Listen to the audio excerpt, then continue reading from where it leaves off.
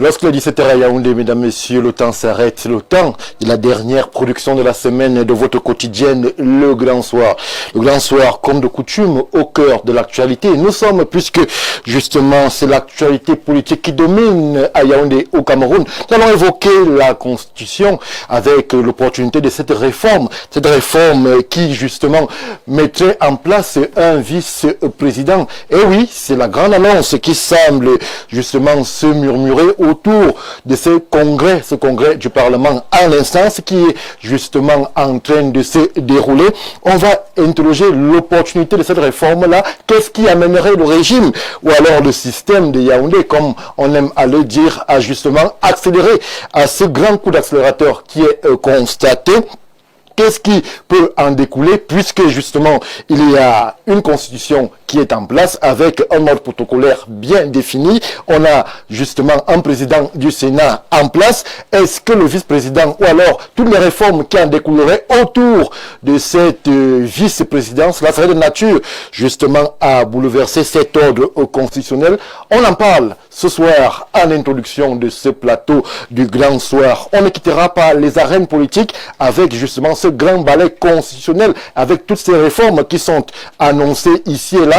On ira aussi du côté des conseillers municipaux, puisque là-bas aussi, il y a de l'actualité. Là-bas aussi, on évoque des prorogations. Ce soir, on va s'interroger sur ces prorogations avec ces mandats quasiment sans limite, puisque le projet de loi déposé du côté de l'Assemblée nationale amène à ce que le président puisse proroger et abréger, selon son bon désir et son bon vouloir, justement, le mandat de ses conseillers, les mandats de ses conseillers municipaux. On s'interroge aussi ce soir sur ce projet de loi et c'est justement mandat qui pourrait être quasiment à l'infini. Mesdames, Messieurs, voilà le menu qui nous interpelle ce soir sur le plateau du Grand Soir. Je prends rapidement le verre d'eau glacé comme je le préfère et je reviens tout de suite après pour la présentation de ceux déjà en plateau qui nous accompagnent ce soir.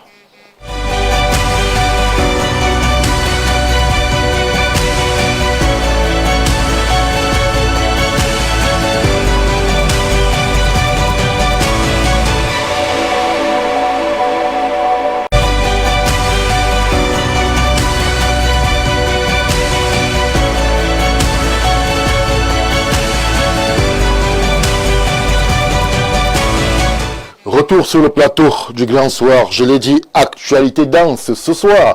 Le Cameroun est quasiment en ébullition puisque les oreilles et les yeux sont orientés du côté du palais Paul Biya par rapport à ce congrès qui s'y déroule et qui justement pourrait modifier de façon efficiente, de façon significative même l'ordre constitutionnel au Cameroun. Et pour étayer et accompagner les réflexions ce soir, ils sont déjà 4 en plateau avec nous. Je commence par ma gauche proche avec monsieur le maire Patrick Ngoulou, maire RDPC, conseiller municipal, si vous voulez, pour la précision, qui est avec nous ce soir et à qui nous disons avec beaucoup de joie et de sympathie, bonsoir et bienvenue.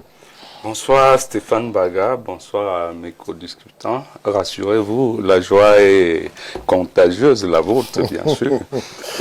Permettez-moi de dire bonsoir à votre top management, aux techniciens qui nous permettent d'être visibles au Cameroun et ailleurs.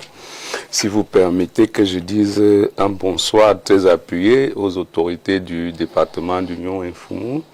J'ai eu la chance d'être un peu plus proche de monsieur le préfet, qui est un jeune préfet très dynamique, qui, par son dynamisme, nous apprend que le pouvoir peut aussi être proche. Le pouvoir dont on voit souvent très lointain, il peut être proche et efficace. On a été dans des activités, c'est un monsieur d'un dynamisme super et très très humble. Et aussi au sous-préfet, on en a de plus jeunes ces derniers temps, celui de Cobdombo, je crois que c'est même le plus jeune des sous-préfets de la région du centre. La jeune dame c'est le centre? Oui, Ayos. C'est quasiment à la lisière avec l'Est. Voilà, comme vous le dites si bien. Alors, c'est des gens que j'ai eu à approcher.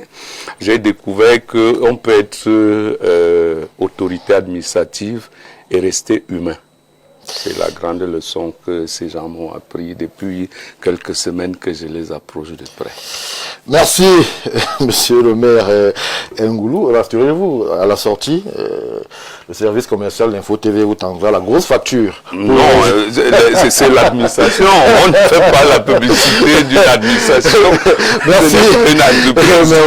Merci, monsieur le maire, pour la présence en ces lieux. Je prends ma droite proche avec un autre acteur politique de l'Union des populations du Cameroun, Jacques Yété Mboté. Il est parmi nous. Bonsoir, monsieur le maire. Puisque vous avez été aidé à premier, très certainement, vous aspirez y retourner. Merci encore pour cette nouvelle invitation. Je voudrais comme la dernière fois, cette fois-ci, saluer les populations de Déa et leur souhaiter bonne fête de Pâques. Je voudrais également ici souhaiter une bonne soirée à mon épouse. Oui, Colette, elle me suit. Elle est toujours à côté de moi. À mes enfants également, tout comme ma soeur chérie, elle est à Douala. Ouais. Elle est une fidèle téléspectatrice de cette Info TV. Elle s'appelle Elsa Mieme. Donc j'ai dit comme ça, bonne fête à tout le monde. Et nous sommes venus là parce que l'actualité est importante. En tout cas, on va en parler. On en parle, rassurez-vous, monsieur le maire Yété Mboté. Beaucoup de conseillers municipaux ou ex ce soir sur le plateau du Grand Soir. Saint-Éloi Bidon, vous êtes parmi nous, vous êtes quasiment un habitué de nos différents plateaux. Un homme politique qui n'a pas sa langue dans la poche, c'est reconnu, mais un homme politique qui a aussi une vision, c'est à construire. Bonsoir et bienvenue. Merci Stéphane Baga, je ne suis pas ancien conseiller municipal. Je suis conseiller municipal dans la commune d'arrondissement de Yaoundé 6 et un conseiller de luxe. Ça ne nous concernait pas aussi. Un conseiller de luxe, je valide le qualificatif luxe. Merci pour l'invitation. J'espère que mes co-discutants et moi allons pouvoir être à la hauteur des attentes de vos millions de téléspectateurs. Saint-Éloi Bidon, je reste avec vous un moment. En préparant cette émission, lorsque je propose justement la liste des héros du soir à ma hiérarchie, il m'a été recommandé de vous poser la question, vous en tant qu'acteur politique, comment est-ce que vous percevez ces moments, cette ambiance? Percevez-vous qu'il y ait de grandes choses qui se préparent pour notre pays, le Cameroun, ou alors on est dans une espèce de la normalité normale, comme on a l'habitude? Est-ce qu'il y a des choses particulières qui sont en train de se concocter, de se décider, de se dessiner pour l'avenir du Cameroun en ce moment où nous parlons, c'était Éloi Bidon? Quand on a eu 43 ans de règne, j'avoue que si on a servi le pays avec beaucoup de volonté, d'enthousiasme, de détermination, avec de la ferme volonté de voir des choses se faire. Je crois qu'en 43 ans, on aurait pu les faire. Donc le Cameroun rentre aujourd'hui dans une étape hautement décisive, mais qui risque de se solder par l'amertume des uns et des autres par rapport à ce qui est en train de se faire. Alors, Saint-Éloi, je reste encore avec vous un moment. Pour vous, il faudrait s'inquiéter, il faudrait avoir peur, ou alors il faudrait faire confiance aux institutions de la République? Non, on ne peut plus faire confiance aux institutions de la République. Vous-même, vous serez d'accord avec moi que quand on a dit à haute intelligible voix, à Mondovision, qu'on souhaiterait être retenu comme l'homme qui a apporté la démocratie. Oui. Et quand on crée des institutions nouvelles qu'on vient mettre superposées à des institutions déjà pléthoriques, existantes, je crois que le calcul est beaucoup plus politique que d'intérêt général. Merci Saint-Éloi. Je ne sais pas si ceux qui nous regardent sont rassurés, mais vous aurez dit les choses telles que vous les percevez en tant qu'acteur politique de premier plan. Autre politique sur le plateau, Maître Jean-Guy Zogo, le leader de l'UPA. Il est parmi nous ce soir. Bonsoir Maître. Bonsoir Stéphane Balga. Tous mes respects à mes aînés dont j'ai l'honneur de partager le plateau ce soir. Quasiment le Benjamin. Je suis le Benjamin. Je suis le Benjamin et c'est pour moi un honneur, surtout au regard de la qualité des interventions qu'il donne souvent. Je salue amicalement nos millions de téléspectateurs, de téléauditeurs. Il faut avouer que l'émission Le Grand Soir est suivie énormément dans la diaspora. Oui. J'ai le retour. Et je voudrais particulièrement saluer les populations du département de la Léquier, victimes de l'injustice électorale, qui nous a, dans le découpage, donné 5 députés. Et je voudrais rappeler quand même aux uns aux autres que les populations du département de la Léquier méritent un meilleur sort sur le plan électoral. D'ailleurs, lors d'une réunion que j'ai eue avec certains frères du département, nous disions encore que le département de la Léquier s'est vu voler le pouvoir parce qu'André-Marie Mida était le premier chef d'État du Cameroun. Et si effectivement le vice-président qui arrive est de nature à poursuivre le mandat du président en cas d'indisponibilité, nous pensons que ce poste revient au département de la Léquier. C'est une déclaration qui vous engage, Jean-Guy Zogo. Merci pour la présence en ces lieux. Il est hautement question de stratégie lorsque nous allons justement nous acheminer dans les thèmes qui sont inscrits à l'ordre du soir. Et c'est la question de réflexion stratégique. Ça a déjà commencé. S'il vous plaît, on se calme sur le plateau. Voilà, qui d'autre que le docteur Badjek pour justement déployer la stratégie en ces lieux? Docteur, bonsoir. Bonsoir Stéphane et bonsoir à tous les co-discutants, bonsoir aux millions de téléspectateurs. L'heure est grave, va-t-on dire, parce que... Pour vous aussi? Non, nous sommes en train de construire le Cameroun. Et il ne faudrait pas que nous soyons écartés de cette discussion. Moi, j'ai rencontré quelqu'un ce week-end et ça m'a un peu embarrassé. Il me dit, il ne faut pas continuer à parler comme vous parlez. J'ai dit, ah bon?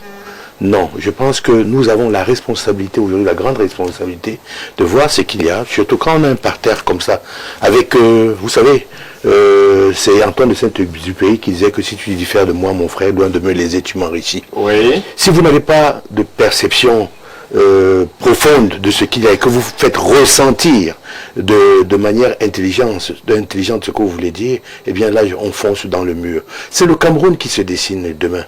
Vous savez, lorsqu'on va aborder le sujet, peut-être que je dirai pourquoi est-ce que je pense que ce qui se passe aujourd'hui est anachronique.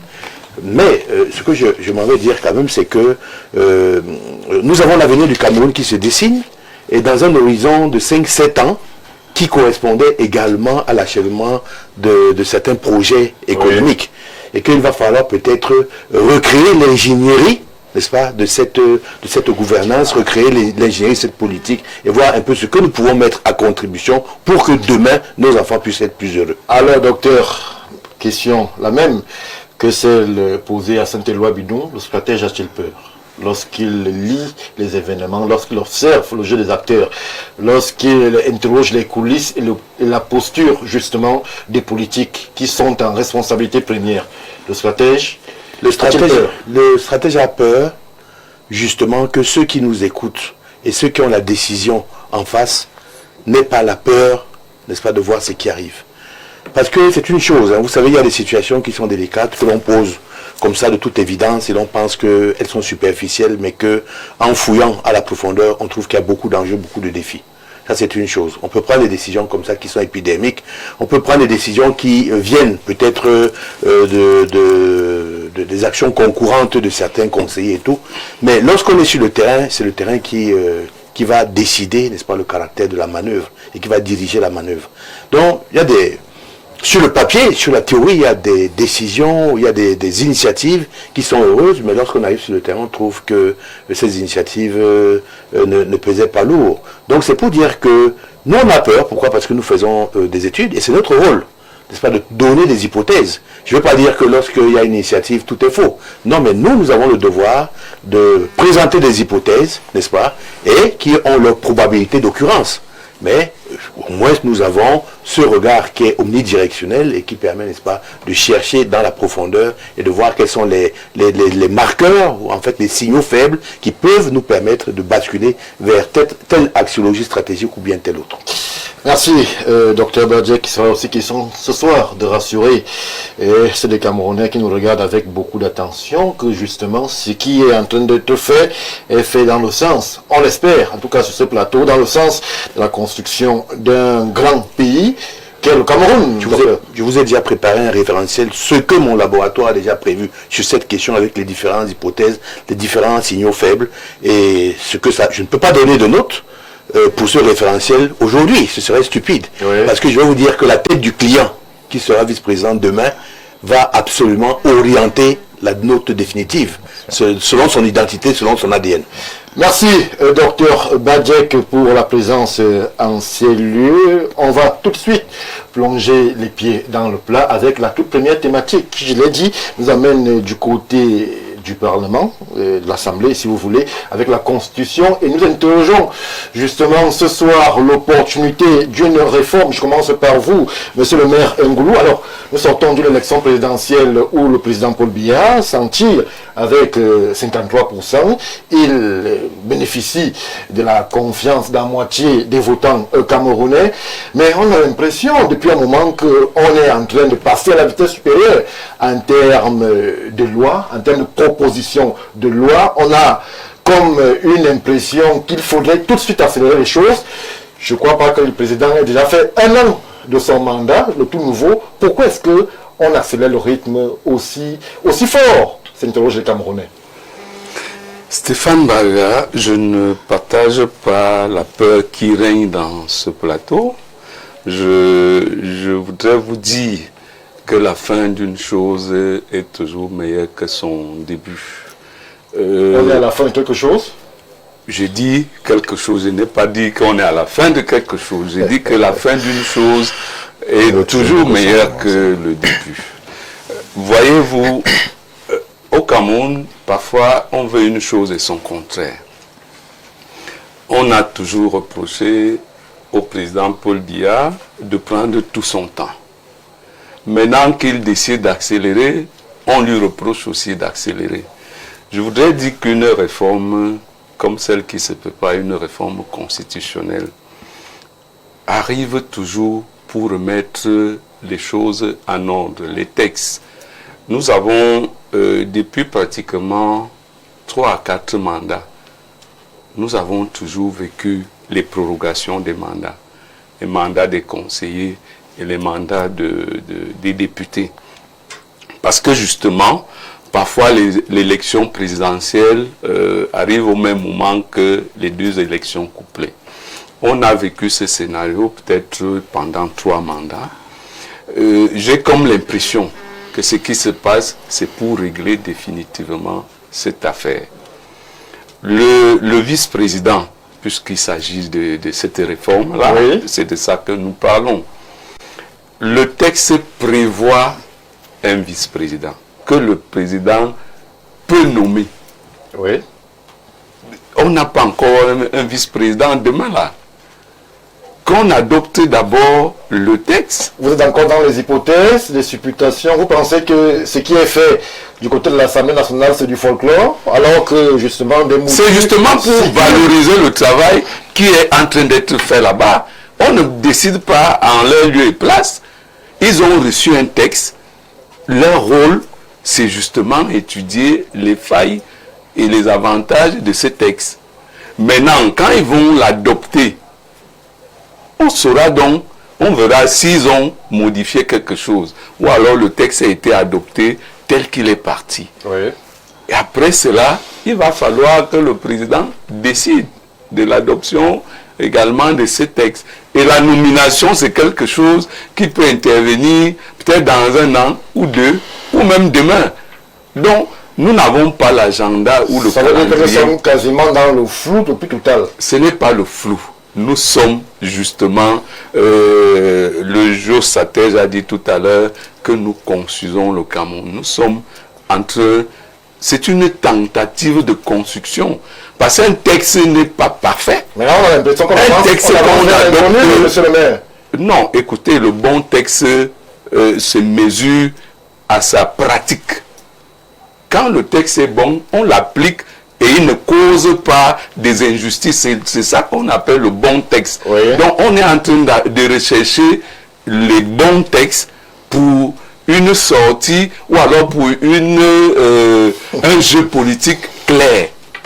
Et je ne sais pas pourquoi, à peine on a commencé, on a peur, on dit des choses qui davantage ne rassurent pas les Camerounais. Je pense que ce qu'on doit faire, c'est encourager... Les acteurs à la manœuvre qui, eux, ne rassurent pas plutôt que ce qui est fait. Non, c'est nous qui devons rassurer les acteurs pour leur dire vous êtes sur la bonne voie. Si nous commençons à avoir peur, à leur dire vraiment là où vous allez, là on va vers le mur, je crois, et s'ils freinent brusquement, vous voyez que le train risque même se renverser. Merci, monsieur le maire. On va prendre l'avis de Jean-Guy Zogo sur le plateau. Alors, avant tout débat au fond, puisque monsieur le maire nous invite à la prudence en attendant l'adoption du texte, on reste sur les perceptions qui justement justifient cette accélération qui est constatée ici et là. Alors, qu'est-ce qui, selon vous, peut amener à ce qu'on aille tout de suite déjà vers...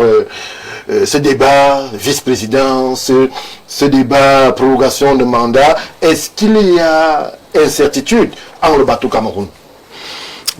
Stéphane Baga, j'ai envie de dire aux populations camerounaises que nul ne peut se prévaloir de sa propre turpitude. Les Camerounais n'ont que ce qu'ils méritent. Et moi je ne suis pas là pour les rassurer, je suis là pour leur dire la vérité.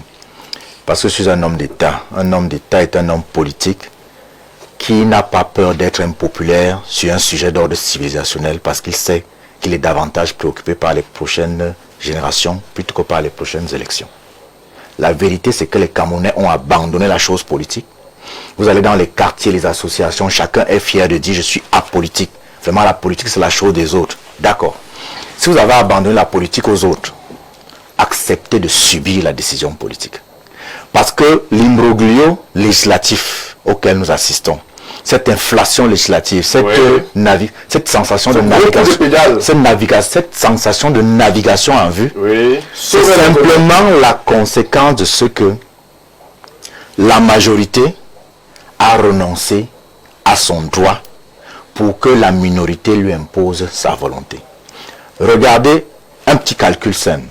Quand vous regardez le nombre de Camerounais en âge de voter, c'est dans les 17-18 millions, à peu près. Quand vous regardez ceux qui sont régulièrement inscrits sur les listes électorales, je ne sais même pas s'ils sont 7 millions.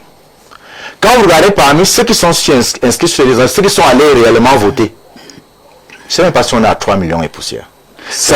Voilà, ça veut dire que, et parmi ceux qui sont régulièrement inscrits, il y a beaucoup qui se sont abstenus. Ça veut dire que le président de la République du Cameroun a été élu par moins de 3 millions de personnes. La faute à qui? Justement, la faute aux populations. Que vous nous demandez aujourd'hui de venir ici rassurer, vous voulez rassurer des gens. C'est aussi être la faute à la classe politique qui ne parvient pas à trop facile. un discours cohérent qui puisse mettre ce n'est pas vrai. Les populations. Je vous dis que ce n'est pas vrai. Moi je lis.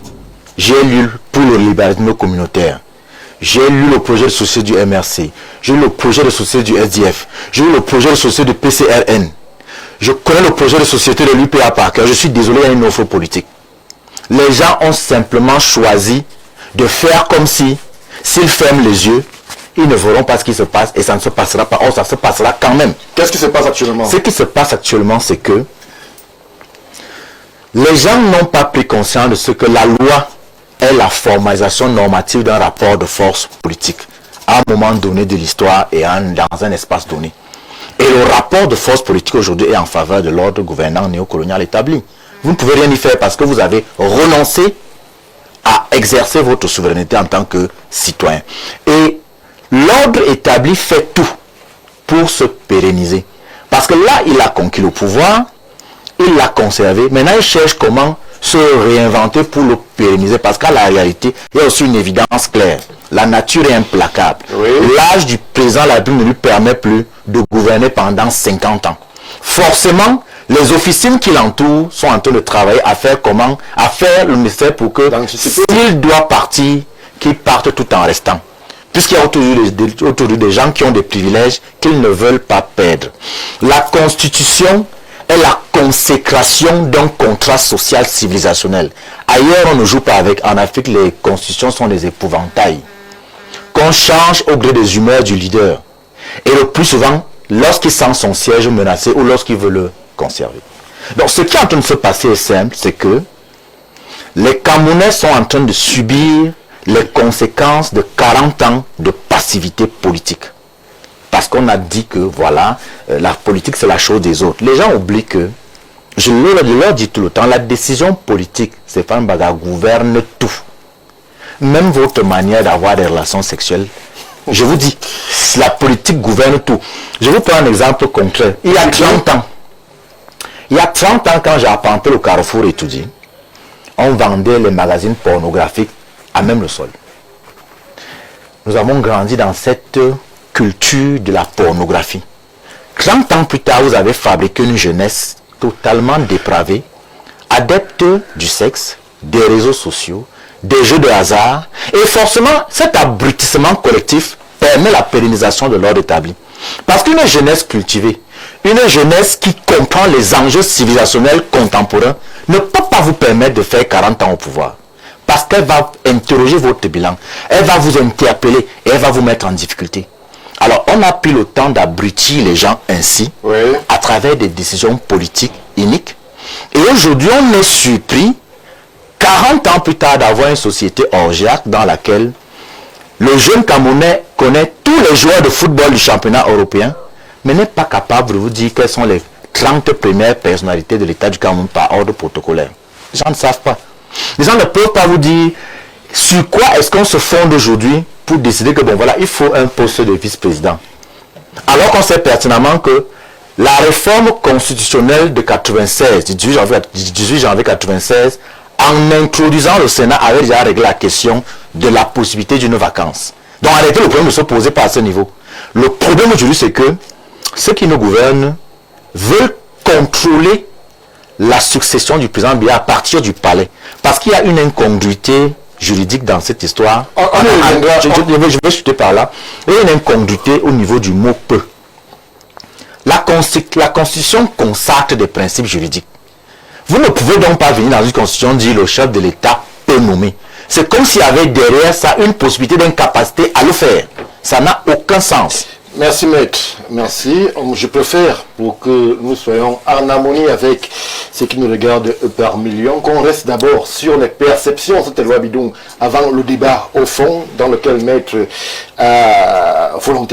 a volontairement plongé. Cette loi bidon, la question reste la même, elle pourrait même être rhétorique. Qu'est-ce qui amène ce grand branle-bas juridique au niveau du Parlement? On n'avait pas vu ça. Ce congrès qui est là, ce poste de vice-président qui est annoncé, toutes ces réformes en termes de prorogation de mandat, en termes de présence institutionnelle, est-ce que vous percevez qu'il y ait quelques inquiétudes ou alors signaux qui amènent à ce que justement le pouvoir établi puisse mettre des garanties, des verrous, de façon à ce qu'il puisse, si on emprunte la vision de maître Jean-Guy Zogo, se perpétuer ou alors partir en restant? Merci Stéphane Barga. Et la première question qu'on se pose, c'est celle que vous avez posée comme thème de votre exposé, l'opportunité. Parce que il ne faut pas se tromper. Ce débat n'est pas un débat politique, c'est un débat technique. Systémique. Et en matière de droit, je crois que le président Biya démontre encore une fois de plus qu'il est très habile sur la manipulation du droit et qu'il a été à Sciences Po, à la bonne école. Et il se retrouve en face de lui avec des gens qui ne doivent leur survie politique qu'à lui et qui ne peuvent pas dire non ou s'opposer à quelque chose. Et le président Biya le fait avec tellement d'habileté, de méchanceté aussi, hein, pour que les choses se déroulent comme lui, il les a pensées, c'est le seul Camerounais qui a une force d'anticipation incroyable. Vous dites, et je voudrais même dire que le président dans le droit, dans les compétences, comme homme politique, à l'échelle mondiale, le président Biya est très habile et a trop peu d'ego sur ce domaine-là. Donc, sur le plan de l'opportunité, vous voyez que le président a choisi de réunir le Congrès qu'il maîtrise le mieux.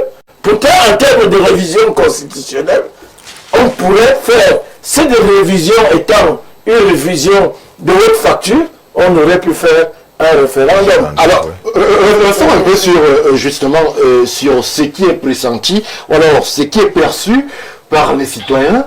On a un président du Sénat qui est nouvellement arrivé, il est là, ça fait même pas un mois, mais on a ce débat sur la vice-présidence avec des compétences quasi similaires au vice-président que celles qui sont celles justement actuellement du président du Sénat. Qu'est-ce qu'on fait? Comment est-ce que lorsqu'on est justement en situation de responsabilité, qu'on est par exemple président du Sénat, comment est-ce que l'on se positionne lorsque l'on vous impose, parce que c'est un projet de loi qui est arrivé, un débat pareil, et qui vous vide quasiment de votre préséance et de vos compétences? Je vous ai dit que la démarche est empreinte de beaucoup de méchanceté. Et le but de la manœuvre étant de permettre à M. Biya, même quand il ne sera plus là, de continuer à être là. Et c'est beaucoup de violence morale pour ceux qui sont allés à l'école pour apprendre comment on gouverne un parti. Le président Bongo disait un jour, un homme politique doit être un homme responsable. Et un homme responsable est un homme discipliné qui vit dans un environnement d'homme responsable. Vous pensez vraiment que là on est en face d'un environnement d'homme responsable? Non, on est en face d'un environnement de requins qui hument le sang, l'odeur du sang, et qui sont prêts à tout. J'ai dit que on aurait pu passer par un référendum. Le président Biya le sait, que le référendum, bien qu'il anoblisse ceux qui sont passés par le référendum, dont le statut passe par un référendum, mais le plus facile aurait été le Congrès, où personne ne peut le dire. Et surtout, où le peuple peut répondre, comme on veut déjà qu'il parte, quand il n'a jamais trop long. Comme on veut déjà qu'il parte, quand on va poser une question, quelle que soit la question, le peuple va répondre par non. Oui. C'est-à-dire que le peuple a été interrogé il y a moins de 3 mois et le peuple lui a fait confiance. Non. Je vous ai dit, nous n'allons pas revenir sur ce débat parce que c'est un débat qui fait mal. N'eût été un certain nombre de dispositions gauche prises, le destin du Cameroun eût été changé. Et je sais de quoi je parle. Les résultats des élections, le président Biya est déjà président, il a déjà prêté serment. Ne revenons pas fouiller dans les poubelles pour remettre dans la rue. Mais je dis que le poste de vice-président, c'est d'abord un poste inutile. Inutile, c'est comme ça quand on a créé le Sénat. Est-ce que vous vous rendez compte qu'on a fait asseoir les députés et les sénateurs pour qu'ils viennent voter un poste de vice-président qui pourra peut-être remplacer le président? C'est un aveu de fatigue générale, un aveu d'incapacité, un aveu de tout ce que vous voulez. Ce n'est pas bien. Ce n'est pas bien. Le président du Sénat était déjà là pour pouvoir régler ces questions de succession. Encore que c'était une équation hautement démocratique. Parce que le président du Sénat venait organiser des élections où il ne prenait pas part à ces élections comme candidat. Or là, c'est-à-dire que c'est personne ne sait si le vice-président sera en capacité d'être acteur des élections lui-même. Là, il faut comprendre de toutes les façons, le président vient d'égorger la démocratie en acceptant le poste de vice-président qu'il nomme. Vous vous rendez compte? Vous vous rendez compte? Il y en a qui sont entrés en politique avec l'espoir de pouvoir avoir le sentiment du peuple pour arriver là où ils sont. Voilà donc un individu qui sera couché chez lui et qui viendra ramasser et se fera servir des mangues sur la table qu'il n'a même pas pris la peine de ramasser. Donc, il faut vraiment... C'est terrible. J'ai dit que j'attendais tout du président Biya. D'ailleurs, il nous a dit plusieurs fois, bon, c'est la démocratie qui va régler les problèmes, le Cameroun. Mais là, même si Dieu se trompe de calcul, le président ne sera plus président en 2032. Même Dieu aura tranché. Mais il s'est réservé le droit de nous laisser Qui il veut. Alors que, imaginez un peu, qu'il nous laisse quelqu'un que le peuple ne veut pas. Ne veut pas. Vous savez à quoi il y a des gens que le peuple ne veut pas? Oui. Vous savez à quoi on s'en va? C'est pour ça que je vous disais, il y a 2 ou 3 ans, que le Gabon nous parle. Parce que quand le pouvoir est devenu à user les hommes qui l'exercent, quand la gouvernance est problématique, quand la dévolution du pouvoir se déroule de manière antidémocratique, comme on voudrait nous faire passer un gré à gré au forceps, il se produit souvent des choses. C'est pour ça que j'avais dit que le Gabon nous parle. Merci, Saint-Éloi Bidon. Monsieur le maire, Jacques y était Mboté. Alors, les Camerounais s'interrogent sur ce grand ramdam en termes de loi. Les Camerounais s'interrogent surtout sur le lendemain de ce déploiement tous azimuts en termes de loi qui est fait au niveau du Parlement. Vous, l'acteur politique, comment est-ce que vous entrevoyez la sortie de tout ceci? On a un poste de vice-président qui est murmuré, qui est annoncé, donc les compétences à date restent floues. On a le président du Sénat qui a les compétences établies, que tout le monde connaît, qui vient d'arriver, lui aussi. On a un jeu de redistribution qui est la marque de fabrique de l'establishment au Cameroun, où on redistribue en fonction, excusez-moi, des ethnies et des appartenances géographiques. Comment est-ce que c'est méli-mélo? Comment est-ce que vous entrevoyez la sortie sans heurts pour notre pays? Merci pour la question. Vous savez, depuis quelque temps, déjà il y a 2 semaines, on était ici. Nous savions, comme tous les Camerounais, qu'il y aurait un projet de ce genre qui voulait revoir la Constitution. Et c'est arrivé. Mais ce qui nous a le plus surpris dans ce texte, c'est le fait que le vice-président soit nommé par le chef de l'État. Oui. Cela m'amène à me rappeler de ce qui était arrivé quand le président Biya arrivait au pouvoir. C'est presque la même chose. Ça veut dire que le président Ahidjo avait révisé la Constitution, je crois bien, et il avait dit en ce temps-là dans le texte que en cas d'absence de quoi, c'est le Premier ministre qui... Successeur constitutionnel. Oui, voilà. Ça veut dire que le président Biya, quelque part, il avait été nommé par le président Ahidjo. Voilà ça. Et vous savez, le karma existe. Ça veut dire que voilà quelqu'un qui voudrait remettre les choses comme il les a prises. Ça veut dire de la même manière. Quasiment 60 ans plus tard. 60 ans plus tard. Ça veut dire qu'on est resté sur place. On est resté sur place. La démocratie au Cameroun a continué à être confisquée. Vous savez, nous, à l'opposition, nous avons toujours décrié cette manière de faire les choses. On s'attendait peut-être que ce vice-président-là soit également élu. Parce que ne soyez pas surpris que moi qui parle là avec vous, d'ici à 2 ans, je devienne le président de la République. Oui, par la bonne volonté seulement du président. Oui, bien sûr. Parce que nous ne savons pas ce que demain est fait. On dit là-dedans que le président peut nommer révoquer, nommer encore autant de fois que possible. Au dernier moment, le président peut nommer n'importe qui. Et celui-là n'a pas été élu par nous. Celui-là n'a pas été reconnu ou ne sera pas reconnu même par l'armée.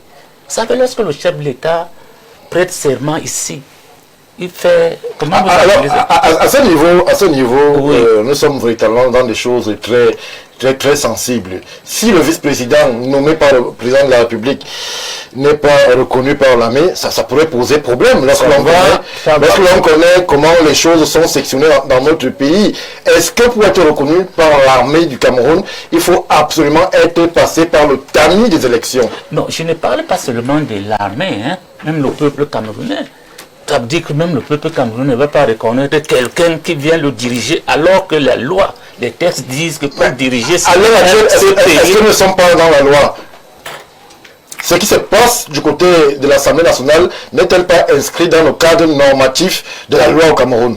Non, nous sommes en train de lire ou d'examiner un texte qui a été présenté. Oui. Dès lors que ce texte sera adopté, on va dire quelque chose. Mais pour le moment, nous ne sommes pas dans la loi. Parce que la loi actuellement ne nous parle pas d'un vice-président nommé. Et le mieux aurait été que le vice-président soit également élu au même moment que... Mais vous avez fait référence au président Paul Biya, Non, qui est arrivé en tant que successeur constitutionnel. Peut-être c'est le même schéma qui est en train d'être redéployé. Oui, mais ça, ce n'est pas... C'est pour ça que j'ai dit par la suite que la démocratie est confisquée au Cameroun. Parce que ce n'est pas ce qu'Aïdjo... Ce n'est pas parce qu'Aïdjo lui a donné le pouvoir de la manière dont tout le monde sait que lui aussi doit donner le pouvoir de la même manière que tout le monde prévoit. Vous savez, le contexte a largement changé. Oui. Avant ça, nous n'étions pas dans un contexte démocratique.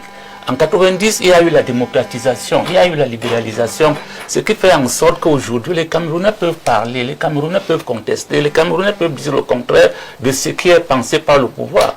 Donc, pour dire que nous pensons que nous ne pouvons rien faire actuellement là, parce que le texte, quel que soit le cas, sera voté à l'Assemblée et le chef de l'État va le promulguer. Mais ce qui va se passer, c'est qu'il va nous donner un vice-président de la République qui va nous gouverner dans les prochains jours, les prochains mois, les prochaines années, sans légitimité. Il a la légitimité de qui? Du président de la République. Il n'a pas la légitimité populaire parce qu'il n'a pas été élu. Au moins le président, lui, il est élu. Et lui, il va gouverner le Cameroun sous quel angle? Ce ne sera pas facile, monsieur le journaliste, de gérer cette situation le moment venu, parce que nous tous, nous n'allons pas peut-être le reconnaître facilement, tout comme l'armée, parce que, comme je le disais... Vous parlez beaucoup pour l'armée. Mais je dis nous et l'armée. L'armée régalien le Cameroun. Et je crois qu'il y a encore justement des choses qui sont faites de façon à ce que nous puissions rester dans le cadre de la loi. Nous ne sommes pas encore en situation où l'armée pourrait s'éveiller. Nous sommes dans la loi. Ce qui se passe à date, à moins qu'il y ait des juristes qui vont me convaincre sur ce plateau que ce qui est en train de se passer du côté de l'Assemblée nationale avec ce congrès ne relève pas de la compétence des deux chambres ou alors du pouvoir exécutif. Nous sommes encore, je préfère le préciser comme ça, dans le cadre de la loi. Dans tous les cas, le congrès du Parlement a été convoqué, oui. Le texte a été présenté et il est en étude. En débat. Bon, dans les prochains jours, sinon demain, il sera voté, lundi, il sera promulgué. Et puis, nous allons avancer comme cela. Merci, monsieur le maire. Alors, docteur Badjek, on est là sur des spéculations, mais qui ont un poids assez important pour ce qui est de l'avenir du Cameroun. Alors, ce poste de vice-présidence, est-ce que l'opinion n'est pas en train de fabriquer un monstre fragile? C'est pas nouveau la vice-présidence au Cameroun. C'est 61-72. Tandem Mouna et les autres qui y sont passés. Aujourd'hui, peut-être c'est parce que le président a fait le temps qu'il a fait au pouvoir que cela semble amener à toutes ces spéculations-là. Selon vous, l'observateur, on est là dans une espèce de réforme constitutionnelle ou alors c'est une transition, je pèse mes mots, qui serait engagée? Moi j'ai bien peur. Il y a quelqu'un qui a dit ici que nous n'étions pas dans une thématique absolument politique. Je le rejoins là-dessus. Nous sommes dans une sorte d'essence fondamentale de notre République qui est bâtie et qui est consacrée par la Constitution. Et c'est pour ça que je dis que moi j'ai peur que les gens n'aient pas peur d'écouter les autres. Vous savez, aujourd'hui lorsqu'on parle des acteurs de la scène politique ou bien de même tout l'environnement de la gouvernance au Cameroun, on parle déjà des gouvernants, on va parler de la société civile, on va parler des oppositions, mais on va parler aussi d'une autre entité, qu'on semble négliger totalement le peuple. Oui. Il faut faire très très attention à cela. Et le peuple, il va dans tous les sens. Il est inarrêtable à un moment. Qui est le peuple? Le peuple, c'est nous. C'est nous tous. C'est nous tous qui avons des ressentiments. Il ne faudrait pas croire que, n'est-ce pas, devant un problème qui est particulier et que, de façon majoritaire, les gens rejettent l'initiative, que c'est forcément mauvais. Justement, celui qui sait gouverner, sait écouter ce peuple-là. Ça, c'est très très important. Donc, nous sommes là devant une question. L'initiative a été posée. Est-elle heureuse? Est-elle malheureuse? Je vais vous dire que les solutions qui vont faire apparaître cette question de manière quiescente, en réalité, c'est le nom, c'est l'ADN que l'on donnera qui va ressortir de celui qui sera élu. Alors, aujourd'hui, celui qui sera élu peut être périphérique pour l'instant. Restons d'abord sur les compétences qui pourront être celles-là qui seront attribuées à ces vice-présidents. Monsieur le maire nous disait que demain ou plus tard lundi, le texte sera voté. Les compétences, d'abord, est-ce qu'elles ne s'opposent pas à celles du président du Sénat? Est-ce qu'elles sont supérieures à celles du président du Sénat? Est-ce qu'elles amenuisent de façon conséquente celles du président du Sénat? Où est-ce qu'on va, monsieur le président? Non, le vice-président, il est dans l'exécutif. Il peut avoir une dynamique qui est outillée par le Parlement au niveau de sa chambre. Et dans l'autre protocolaire, que devient le président du Sénat? Mais écoutez, c'est le vice-président, c'est ça justement. Il faut réfléchir, il fallait réfléchir à un aménagement beaucoup plus souple. Moi, je vous ai parlé d'une initiative peut-être pour ma part, que je pensais être anachronique, parce que si elle était survenue avant les élections, voilà, elle aurait eu un sens. Oui.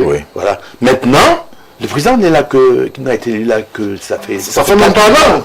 Ça fait 4 mois. Et d'où il vient donc on aborde une telle question qui peut avoir des éléments qui sont heureux, parce que nous avons fait une analyse sur la question. Il y a des choses qui peuvent être intéressantes dessus, mais lorsque on regarde et tout ce qui se dit et toutes les analyses que nous faisons, nous sommes dans un conflit entre la légalité et la légitimité. Oui.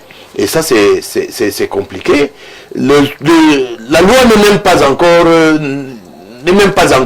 née. Oui. C'est-à-dire que ça commence déjà à bouger de partout. Sur le conflit, Dr Badjek, légalité et légitimité, qui octroie la légitimité? Je pense que la loi est en train d'être votée au Parlement et que c'est justement ce Parlement-là qui octroie, donc, qui octroierait, je mets des gros points d'interrogation, cette légitimité-là à ces vice-présidents nommés par le président de la République, président de l'exécutif, président d'un parti aussi, il faut le dire. C'est le peuple qui est la légitimité. Même pas les députés. Les députés appliquent cette légitimation parce qu'ils ont été élus par le peuple. Vous comprenez? Il faudrait savoir que le principe démocratique, c'est l'émergence du peuple. Oui. Voilà, et qui est représenté tout le monde. C'est pas la cour du roi, plutôt tout le monde ne peut pas venir dans les arènes. Vous auriez préféré un référendum? Que le Camerounais soit directement questionné? Moi, je pense que ça aurait été peut-être plus pertinent, parce que là, on arrive à une question parce que les questions qui ont été soulevées, on pourrait dire par exemple que voilà, l'initiative est heureuse. On part de cette hypothèse. Oui. Mais les questions qui sont soulevées, on va quand même vous évoquer l'article 64, qui vous dit qu'on n'a pas le droit de bouger des éléments constitutifs de la Constitution lorsqu'ils attaquent des questions de la République, des problèmes républicains, vous comprenez? Et qui peuvent avoir également des conséquences sur la santé de la démocratie. C'est écrit, je ne restitue pas ça in extenso, mais c'est à peu près ce que ça veut dire. Oui. D'accord? Donc maintenant, ça va dépendre de la subjectivité des uns et des autres, et à partir du moment où il y a déjà des questions de ce genre-là qui s'évaporent, n'est-ce pas, en contradiction, ça veut dire que le projet n'est pas pensé. Le projet n'est pas pensé, oui, on peut encore concéder, vous savez, le choix d'un mode de scrutin relève de l'opportunité. Pour celui qui prend la décision. Est-ce que le président a senti qu'il ne pourrait pas maîtriser le peuple? Est-ce que le président a senti... Le président est en opposition avec son peuple qui vient de lui à ne vous arrêtez pas à ça. Je vous dis que... Mais c'est quel marqueur il y avait deux modes. Oui. Deux modes de révision constitutionnelle qui sont concurrents. Il y a la révision par le Congrès et il y a la révision par le référendum. Le référendum est un mode beaucoup plus démocratique, mais beaucoup plus dangereux, parce que si le peuple ne comprend pas le bien fondé de la réforme, vous courez vers une catastrophe.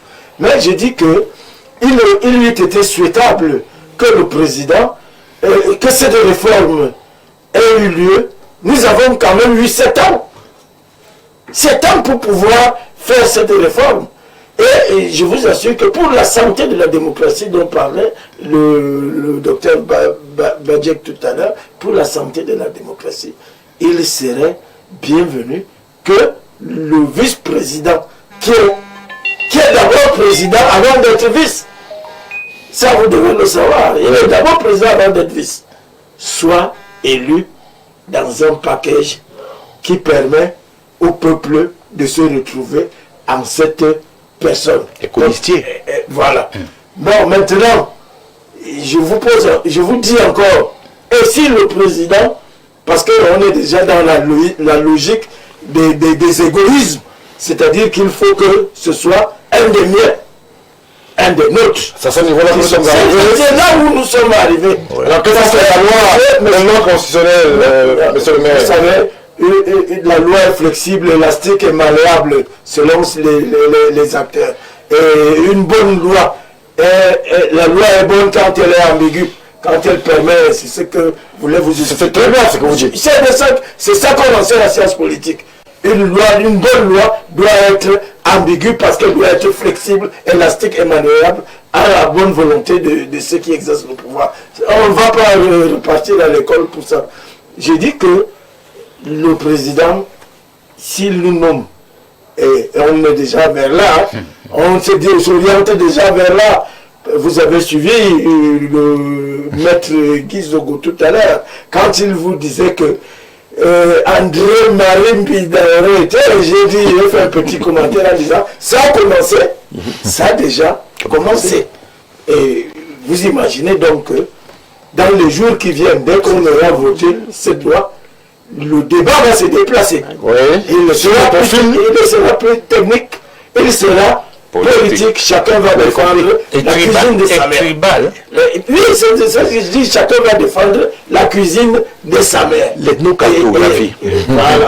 Et vous risquez donc d'arriver à ce que j'ai appelé le viol politique. Ça, c'est un viol politique que le RDPC est en train de faire et qui risque d'avoir une fin triste. C'est-à-dire que ce qui s'est passé chez les canards risque de se produire chez les coqs. On n'en est pas encore là, cette loi. Monsieur le maire, on n'en est pas éloigné non plus. Monsieur le maire Ngoulou, alors, normalement, en fait, on est là, je ne vais pas dire comme le ministre d'État dans la futurologie, parce qu'on parle de choses qui ne sont pas encore actées, mais connaissant la nomenclature, le fonctionnement institutionnel, on peut dire qu'à 90%, ce sera acté. Ouais. Qu'est-ce qui va fondamentalement changer? Puisque je le dis à ceux qui nous regardent, aux jeunes qui prennent des cours, que la question de la vice-présidence au Cameroun n'est pas une nouveauté. C'est quelque chose qui a déjà existé, qui a été institué et qui est parti à un moment précis. Lorsqu'on est passé à une république du Cameroun, on est sorti de la République unie. Aujourd'hui, s'il y a vice-présidence, qu'est-ce qui pourrait fondamentalement changer et qui fait autant peur aux citoyens, ou alors à une frange de la société camerounaise qui ne se retrouverait pas à le profil choisi par le chef de l'État? Écoutez, Stéphane Baga, vous faites déjà bien de rappeler que ce poste a existé et qu'il était électif. Oui. le vice-président était colistier du président à l'époque. Et on a vu ça bien fonctionner. Il n'y a pas... Maintenant, le président, pour ceux qui font un débat technique, le président avait deux options. Le référendum ou le congrès. Avant cela, monsieur le maire, s'il vous plaît, puisqu'on est vraiment dans des questions sensibles. Référendum, congrès, où est l'urgence? Il vient d'être réélu, ça ne fait même pas 4 mois. Où est l'urgence? Est-ce que, justement, les conditions de l'élection que monsieur le maire Bidoum sur le plateau met en avant, ou alors d'autres réflexions plus périphériques comme l'âge du président, comme les incertitudes autour de la vision même, amènerait le président lui-même à prendre le taureau par les cornes en allant vers des réformes de cette ampleur, si on peut s'exprimer comme ça. Monsieur Mbarga, j'admire beaucoup votre éthique de langage parce que vous ne voulez pas aborder des questions de succession. Et tout ce que les gens disent sur ce plateau tourne autour de cela. Et c'est pour ça que je vous ai dit que le président avait les deux options. Il a choisi une option. Ce que nous devons souhaiter, c'est que cette loi ne soit pas taillée à la mesure d'un individu. Que la loi soit impersonnelle. Oui. Maintenant, le docteur Badjek a dit quelque chose de fondamental. Le nom qui sortira, comme chez les religieux, aujourd'hui nous sommes la fumée blanche. La fumée blanche qui sortira déterminera beaucoup de choses. Justement, Maître Guizoko a commencé à dire tout à l'heure, pas à dire, à revendiquer que a subi une injustice qu'il va falloir réparer. C'est pour dire que le vice-président devrait être de la Léké. Ouais. Est-ce que, et vous savez la question anglophone Justement, sous-jacente, monsieur le maire Ngoulou, est-ce que ce n'est pas là la première erreur de la classe politique camerounaise? C'est-à-dire de transformer un débat qui devrait être un débat de vision du pays à une affaire de répartition de postes quasiment normale et politicienne.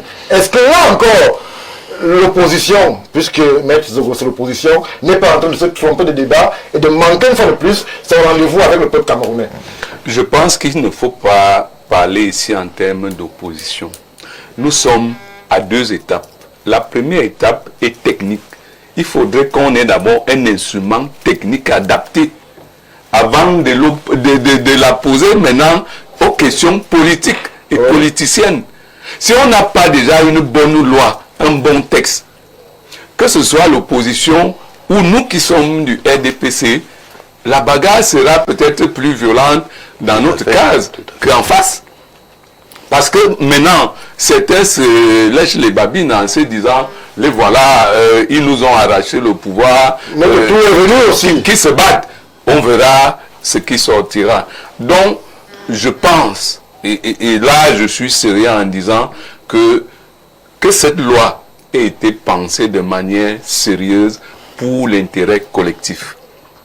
Que ce ne soit pas une loi qui vienne régler les combats et les luttes de personnes ou de classes ou de clans ou d'ethnies. Parce que il y a beaucoup de choses qui sont sous-jacentes. Dans ce marigot que vous connaissez mieux que nous, monsieur Ngoulou, vous pensez que cette loi peut se départir du caractère humain dans le mauvais sens du terme? C'est-à-dire une loi, vous la voulez impersonnelle, mais lorsque l'on observe justement comment est-ce que ça se déploie, on a l'impression qu'on est dans du prêt-à-porter juridique, c'est-à-dire une loi qui est taillée sur mesure pour un individu et pour un profil.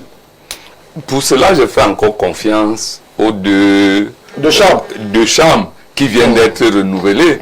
Et je pense que le renouveau là apporte un esprit nouveau.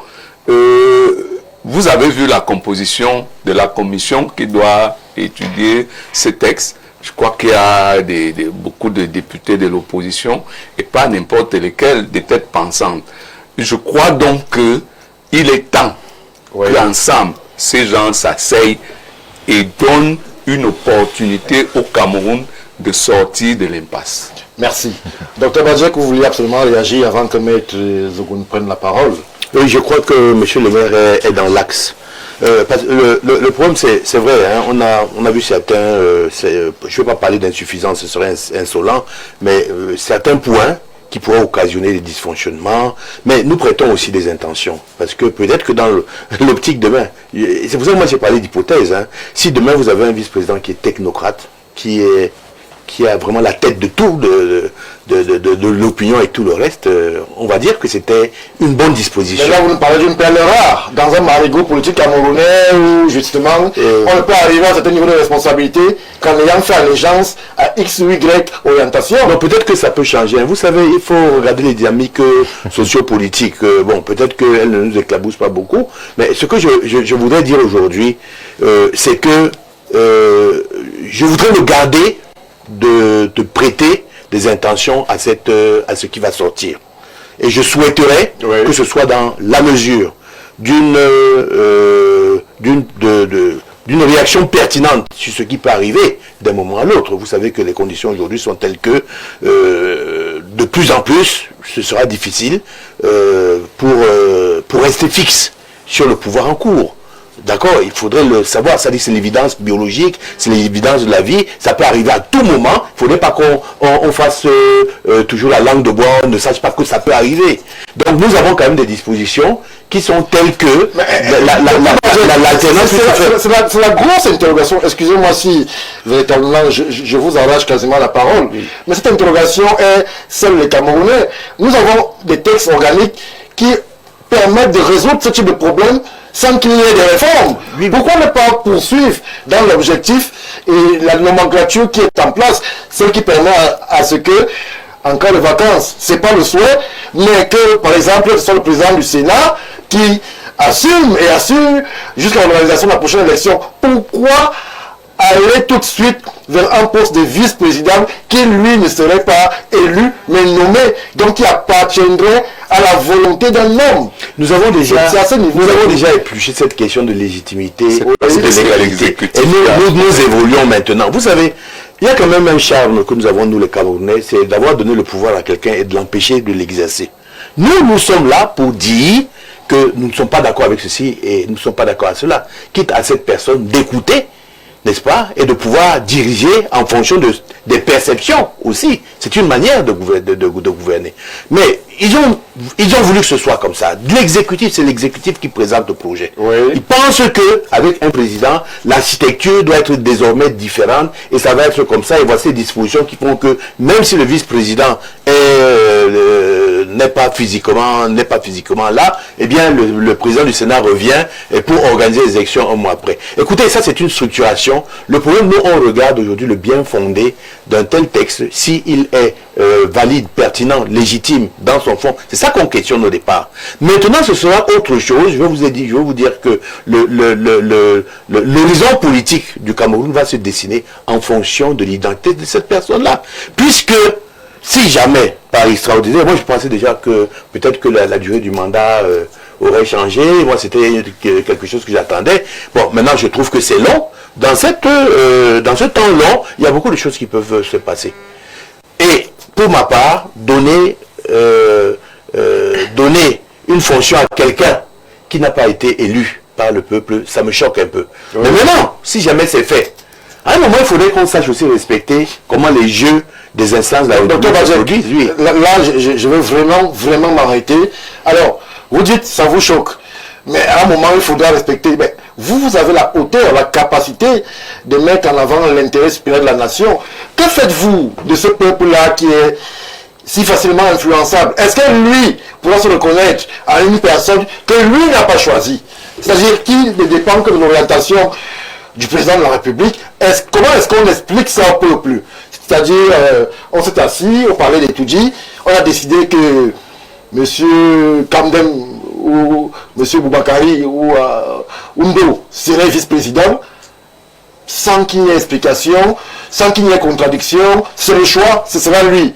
Comment est-ce que vous expliquez ça au peuple qui vient de choisir son président il y a moins d'un an? Qui vous dit que dans le peuple, on ne sera pas consentant de la décision qui sera prise? Il faut faire attention, quand vous regardez la démocratie, n'accusez pas l'autre. de ne pas l'appliquer. Vous appliquez là aussi. Moi, Badiek, le docteur Badiek, j'ai une voix et j'ai une seule façon de penser qui n'est pas forcément associée à celle de monsieur le maire ou alors... non, il faut être... Quand on est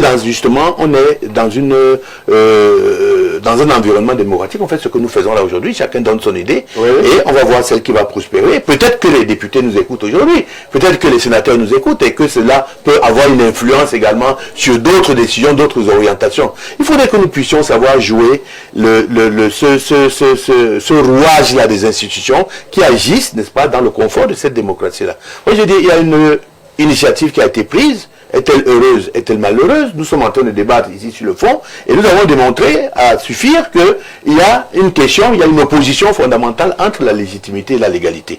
C'est le premier problème que nous rencontrons ici. Nous n'avons même pas encore abordé la qualité prévisible dans les hypothèses de celui qui les profils. Parce que quand on va commencer à les examiner, vous allez voir que ça va susciter. Ça va encore être plus grave. Écoutez, ici c'est pas un problème de politicien ou de politique. Ici c'est un problème systémique. Il s'agit de ce qui va bâtir l'élément fondamental de la République, ce qui est la Constitution. Vous comprenez? Ceux qui vont comprendre ce débat ici, entre l'opposition, entre les gens du RDPC, entre des géostratégies et autre chose, non. On écoute les idées. On essaye de les analyser et on voit ce que cela peut produire. Aujourd'hui, nous avons vu, moi je vous ai parlé du fait anachronique de cette initiative qui aurait pu être reçue plus favorablement si elle était en amont. Elle avait été en amont. Il y avait eu un ticket. Président, vice-président, voilà, présenté avant même les élections, avant l'élection présidentielle. C'est quelque chose qui serait passé de manière beaucoup plus acceptable. Mais maintenant, moi, écoutez, permettez-moi de me poser des questions. Savoir que mon président vient d'être élu, il n'a que 4 mois, et qu'on commence déjà à dessiner une alternative pour préparer l'alternance ou bien quoi que ce soit. Bon. Ça peut être un mécanisme. Il ne faut pas voir le diable de tous les côtés. Mais maintenant, de la manière avec laquelle c'est fait, permettez-moi également de dire en toute liberté que je trouve qu'il y a des éléments qui manquent, qui ne sont pas pertinents dans la mesure de cette élaboration. Merci docteur. Maître Jean-Guy Zogo, comment est-ce qu'on fait lorsque l'on est peuple camerounais, que l'on observe des orientations assez stratégiques, des orientations assez essentielles même dans le construit du Cameroun qui sont prises peut-être sans vous? D'entrée de jeu, je voudrais déjà poser un bémol par rapport à ce que j'entends sur le plateau. Le débat est politique. La technicité, vous faites ça dans votre cuisine, on s'en fout. Je vous ai dit que la loi est la consécration, la formalisation normative d'un rapport de force politique. L'apartheid a été légal. L'esclavage était légal. C'est un rapport de force politique. Ça veut dire qu'en l'État, ceux qui tiennent les leviers du pouvoir manipulent la loi à leur guise pour se pérenniser. C'est tout. Ça n'a rien de technique. Il suffisait, et d'ailleurs c'est le conseil que je donne aux parlementaires du Sénat et de l'Assemblée nationale, qu'ils créent des cabinets parlementaires et qu'ils s'entourent d'une expertise en administration parlementaire qui va leur permettre de mieux cerner les aspects techniques des projets de loi qui leur sont soumis. Mais sinon, moi je vous dis, c'est un débat politique. Il est politique parce que la Constitution consacre le fait que la souveraineté appartient au peuple, qu'il exerce au travers du président de la République et du Parlement. Oui. Ces deux institutions sont élues. Par l'élection, le peuple leur transfère sa souveraineté. La légitimité. Eh bien, maintenant, lorsque le docteur Badiek dit que nous sommes une curiosité parce que nous voulons empêcher quelqu'un que nous avons désigné tout récemment d'exercer le pouvoir, je dis non. Le président américain a été élu, mais ce qu'il fait ne plaît pas aux gens qui l'ont élu, et vous voyez les Américains sortir par millions dans les rues. C'est pour dire que ce n'est pas parce qu'on vous a élu que vous pouvez nous mettre un suppositoire politique comme celui-là, et on n'a rien à dire, on ne régimbe pas. Vous ne pouvez pas faire les 3 dispositions compliquées dans cette histoire qui font que ce soit un véritable viol politique, comme dit monsieur le maire, c'est que, 1, vous avez un président du Sénat qui était déjà là pour assurer l'intérim, organiser l'élection à laquelle il ne participe pas. Donc la question de la gestion de la transition ne se posait pas. Au opportunité. Donc la réforme est inopportune à ce niveau-là. Il faut régler la question de la vacance. Elle est inopportune, c'est à régler. Deuxième problème, nous on a choisi le président Paul Biya. Je dis nous, le peuple camerounais, de par les résultats, de par la décision du Conseil constitutionnel. D'accord, c'est lui qui exerce la souveraineté par mandat du peuple camerounais en même temps que concurremment avec le Parlement. Là, il va choisir quelqu'un qui, si lui, il est indisponible, va achever son mandat. Là, on a un problème. On a un problème parce que c'est lui qu'on a désigné. Il y a une différence entre la désignation des préfets, la nomination des préfets, des gouverneurs, des ministres, et la nomination de quelqu'un qui va exercer pleinement les prérogatives du chef de l'État. En désignant le président Paul Biya, vous ne lui avez pas transféré la compétence de choisir quelqu'un pour lui succéder au cas où il y aurait un souci? Non. Non, pourquoi? La loi ne le permet pas? Non, pourquoi? C'est pourquoi je vous ai dit que, je vous dis, je répète, il faut que les gens retiennent ça. Oui. Que les Camerounais apprennent que nous ne pouvons se préparer sa propre tubiture. Ils n'ont que ce qu'ils méritent. Lorsque le colonel Badjek vous dit que cette réforme aurait pu avoir un sens si elle avait eu lieu avant l'élection présidentielle, de manière à ce qu'on ait à l'élection avec un tandem, ça c'est différent. Nous on a élu un seul homme. Dans les conditions légales de la réforme constitutionnelle du 18 janvier 1996 et de la réforme de 2008. D'accord? On n'a pas élu un vice-président. Or là, l'évidence c'est qu'il va choisir quelqu'un qui va exercer la souveraineté d'un peuple qui ne l'a pas choisi et en qui ne va pas forcément se reconnaître. Et c'est la raison pour laquelle, d'entrée de jeu, je vous ai dit, s'il en est ainsi, s'il s'agit justement de choisir quelqu'un qui va assumer la responsabilité de l'autorité du chef de l'État de manière pleine et entière, nous la Léqué, on revendique ça. Parce que le pouvoir nous a été volé. Je le continue à le dire. André-Marie Mbida. Là, vous le plongez dans des considérations politiciennes. Non, justement, même heurter. Non, je vous devez à un niveau technique, vous avez déjà des revendications. Stéphane Baga, je continue à vous dire qu'il ne faut pas bluffer les Camerounais. Le débat n'est pas technique, il est politique. Et depuis que moi je suis en politique, ça fait 10 ans, depuis que je suis capable de comprendre quelque chose de ce qui se passe, ça fait bientôt une trentaine d'années, je vous dis que nous avons vu ceux qui sont au pouvoir aujourd'hui manipuler les ethnies et les tribus dans tout ce qu'ils font. La preuve, chaque fois qu'il y a des nominations de préfets, de ministres, de tout ce que vous voulez, des directeurs généraux, on n'a jamais questionné la compétence de qui que ce soit. On vous dit, il est d'où? Non, il n'y a pas assez de ministres de telle région, de telle ethnie, de telle tribu. C'est eux qui ont voulu que le débat, le curseur du débat politique se déplace toujours sur les repris communautaristes identitaires. Ce n'est pas nous. Nous avons trouvé ça comme ça. Et nous, l'ingénierie politique que nous développons, c'est être capable de tirer notre épingle du jeu dans cette nauséabonde vous ne voulez pas vous sortir la tête de l'eau, interroger les profils, vous préférez rester dans le même marigot avec sa puanteur? Non, le problème se pose, c'est que la seule et unique façon de sortir de ce marigot puant, c'est d'opérer une rupture, une césure systémique. Il faut opérer une césure systémique. On revient à la technique. non, pourquoi je le dis? Parce qu'il faut que les Camerounais comprennent une chose. Là, je dis là qu'ils n'ont qu'à s'en prendre à eux-mêmes. C'est qu'il y a un manichéisme en politique. Je suis désolé. Vous avez l'ordre établi et vous avez ceux qui veulent remplacer, qu'on appelle l'opposition. Moi, je veux remplacer ceux qui sont là. Je vous présente ma vision politique. Mon collègue Cabral Libi vous présente la sienne. Mon collègue Ozi vous présente la sienne et ainsi de suite. Mastomba et les autres. Vous allez vous asseoir dans votre cuisine et vous dites, moi je suis apolitique. Écoutez, si le peu de personnes qui se déplacent choisissent l'ORDPC, vous le subissez. Oui. Et maintenant, nous vous disons que, comme vous avez décidé de ne pas être des acteurs politiques, mais des spectateurs du jeu politique, voilà ce qui est en train de se passer. On va vous imposer l'inacceptable.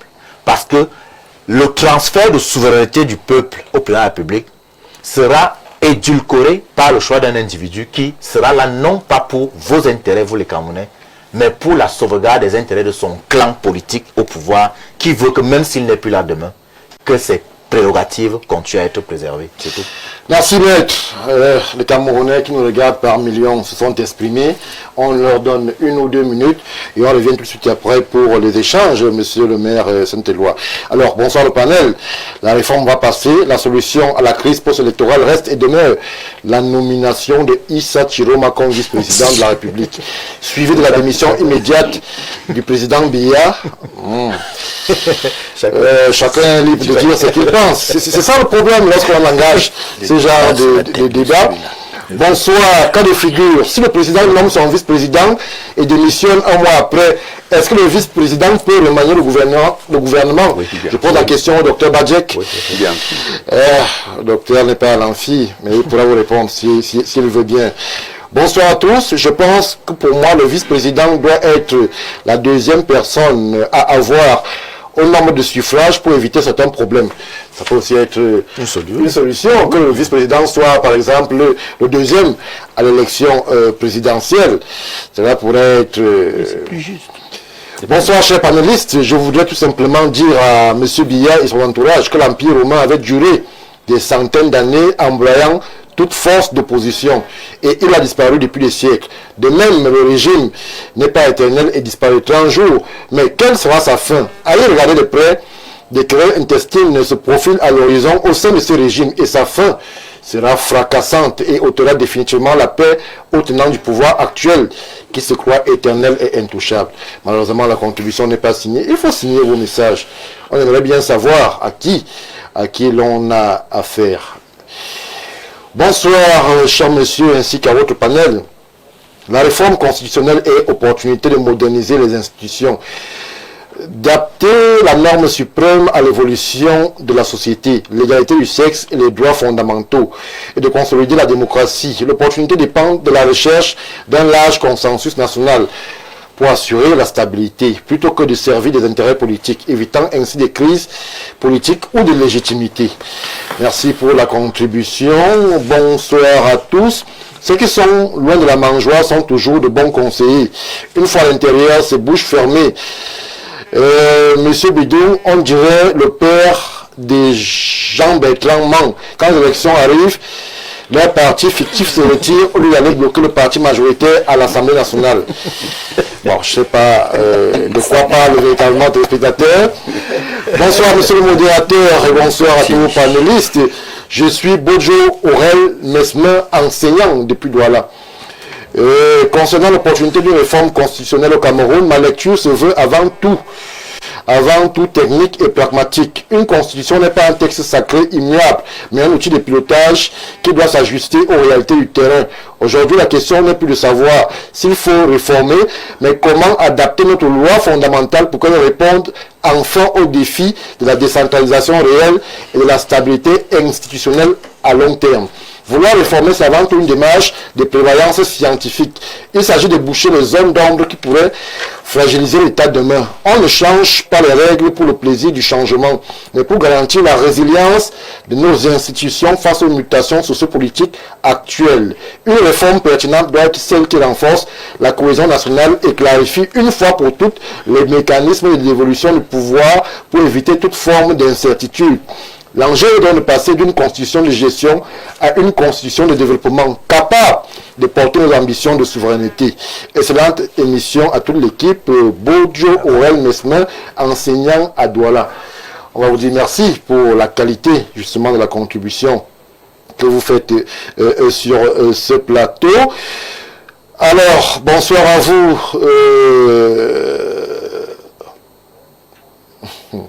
Comment pouvons-nous empêcher un vieux sage d'utiliser les opportunités qui sont à sa portée?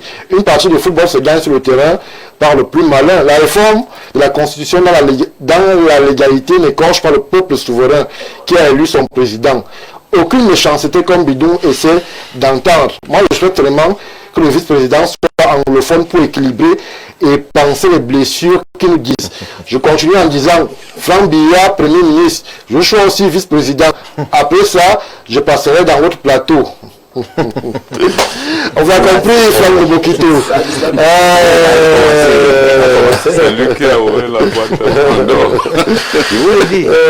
Bon, on va essayer de prendre une ou deux réactions via messagerie, parce que là, on... Bonsoir, qu'on donne le poste de vice-président aux anglophones pour espérer arrêter la guerre au Nozo. Bonsoir à tous. Le débat actuel montre juste comment le Cameroun fonctionne depuis. C'est simple à comprendre. Le régime Biya ne veut pas laisser le pouvoir, vu que le champion ne peut plus rien. Le Cameroun est en otage depuis des décennies. Bonsoir, je dis merci au colonel.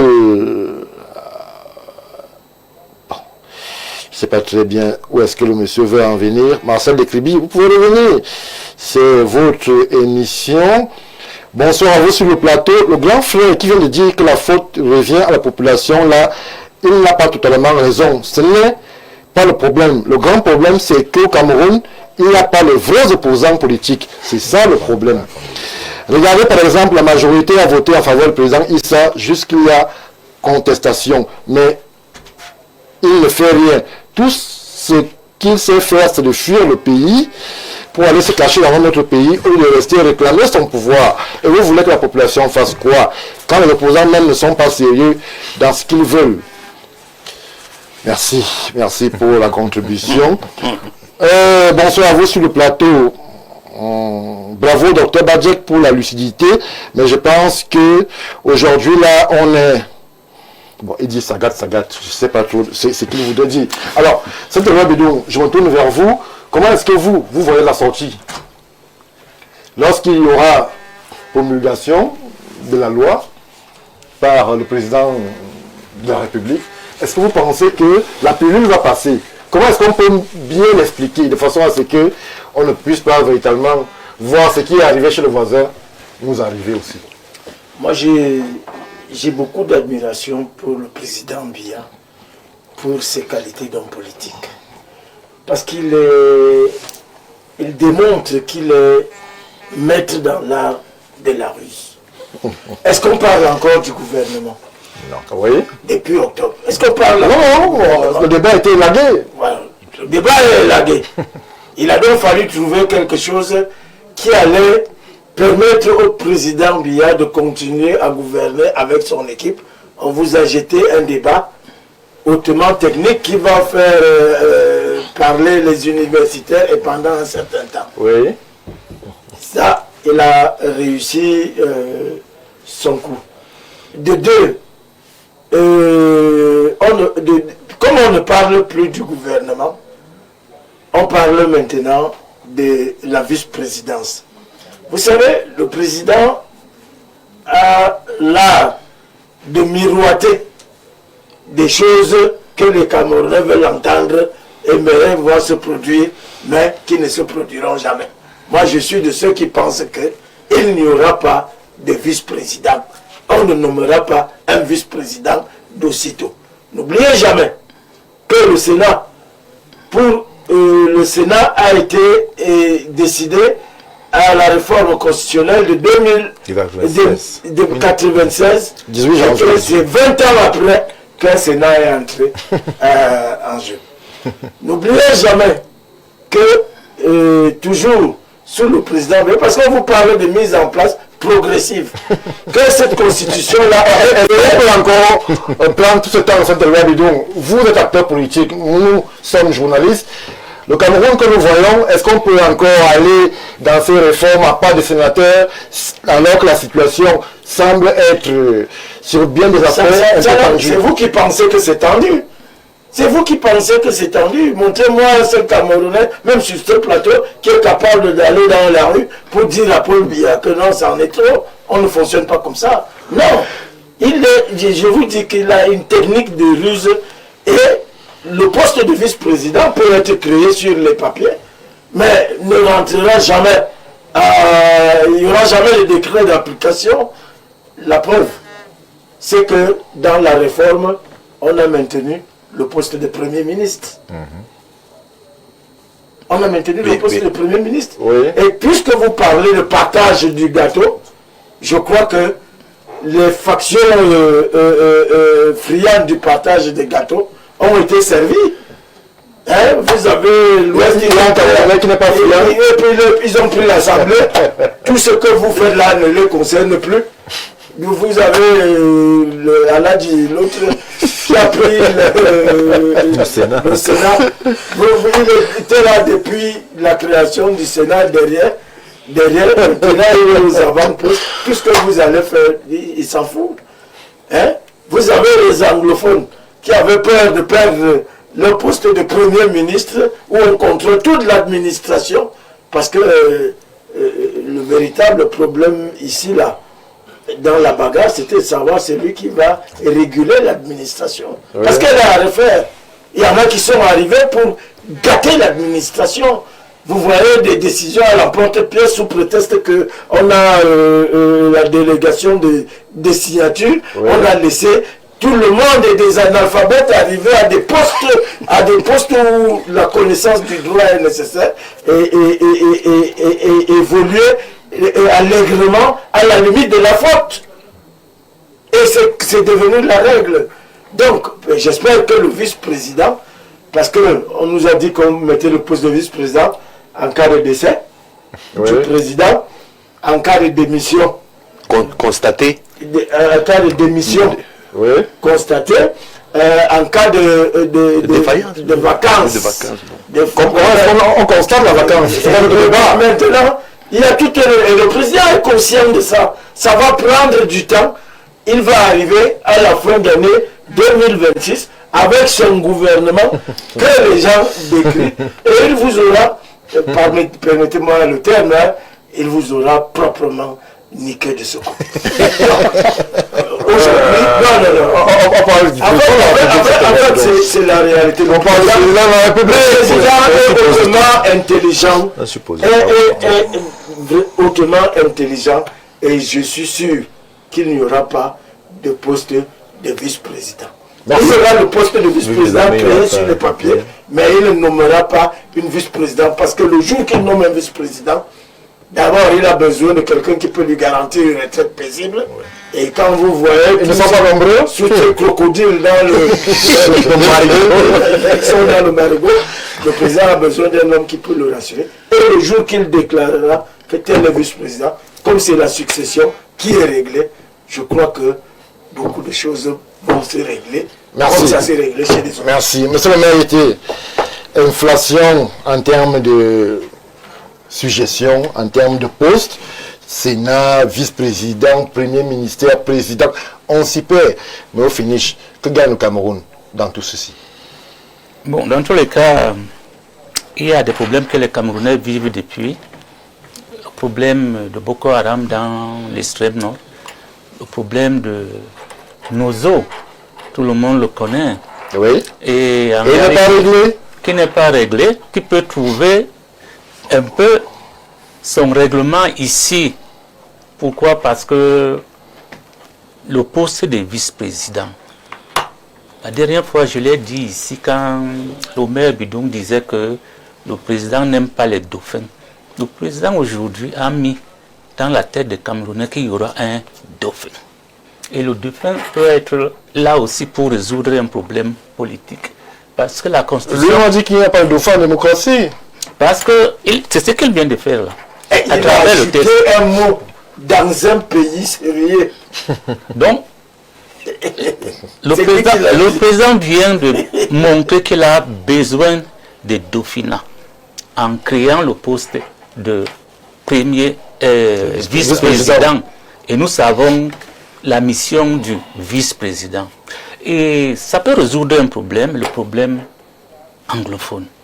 Ça vous pensez? Oui, je l'ai dit ici la dernière fois encore, qu'il y aura que ce poste-là... En quoi cela changerait qu'il y ait un vice-président anglophone dans la situation qui est au moins c'est par rapport à ce que... le problème est tout. Non, s'il vous plaît. Est-ce qu'en termes de représentativité, avant Premier ministre, c'est être négligé? Excusez-moi, je suis en train de vous dire quelque chose que je peux imaginer, à savoir que le problème anglophone est d'actualité dans ce pays. Oui. Ça peut encore se résoudre de cette manière-là. Ça veut dire que le président de la République, il nomme un vice-président, un anglophone. Là, au moins, beaucoup de Camerounais vont accepter Non, laissez-moi Si on monsieur met même pas ça. Non, Si laissez-moi on fait ça, ça. Monsieur le maire Bidou. Non, laissez- encore mieux. Laissez-moi vous dire. Vous voyez, quand vous dites ce que vous voulez, moi je vous laisse, non? Je vous écoute. Allez-y, C'est monsieur moi le qui maire. analyse. Hein.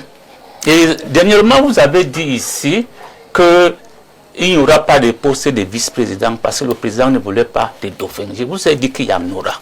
On était ici il y a 2 semaines. Et ce jour-là encore, je vous ai dit ici, peut-être que j'ai mal vu, que c'est la même chose que je dis encore maintenant, que le problème anglophone peut se résoudre à travers cette révision constitutionnelle. Parce que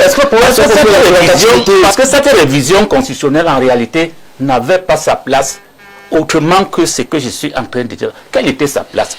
Quel sera le rôle du vice-président, du secrétaire général à la présidence, du premier ministre, du président, non, laissons même le président du Sénat, prenons seulement les 3 là, secrétaire général à la présidence, tout puissant, le premier ministre, le vice-président.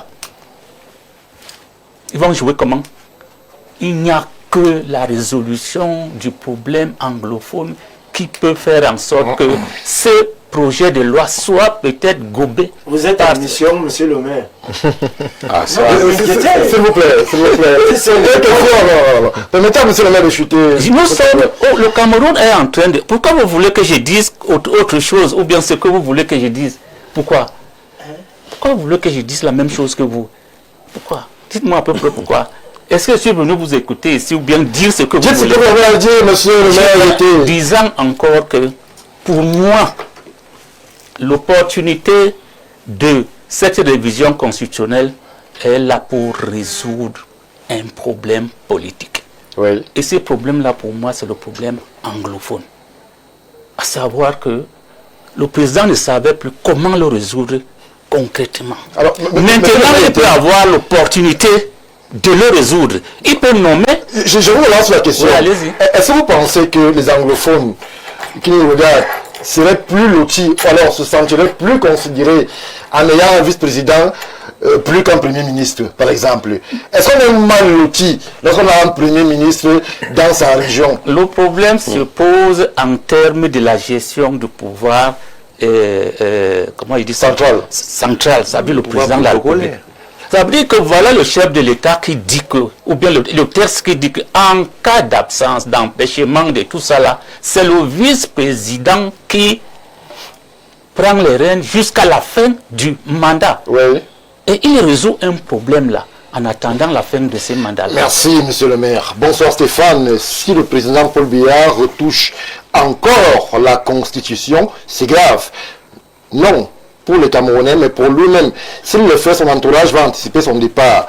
Le président Paul Biya veut finalement laisser quel Cameroun aux Camerounais? S'il veut vraiment laver un peu son image avec... bon là, il doit nommer un anglophone, le PM, Sa Majesté John Gouti. On comprend peut-être que vous êtes un proche du PM. Bonsoir à vous sur le plateau. Le vieux bidon a été très pertinent et clair. Il n'y a pas plus stratège que Paul Biya sur terre. Ah, ça c'est vous qui le dites. Bonsoir le plateau. Tous ceux qui défendent les intérêts du gouvernement actuel sont ceux qui souffrent la cuillère qui entre dans leur bouche. Merci pour la contribution. S'il vous plaît, demandez au papa en bleu ciel s'il a 19 ans. C'est quoi cette chaudeur? Bon, je ne sais pas de quoi parle le téléspectateur. Peu importe, bonsoir, peu importe l'opposant qui se présentera au Cameroun, il ne gagnera jamais les élections. Car moi, en tant que jeune, nos dirigeants nous ont appris que quand tu es quelque part où tu décides, tu dois t'arranger à tout prendre. Donc même si je suis quelque part, c'est mon intérêt uniquement. C'est Ibrahim depuis Maroua qui réagit. Malheureusement, ce n'est pas la bonne façon de voir, cher Ibrahim.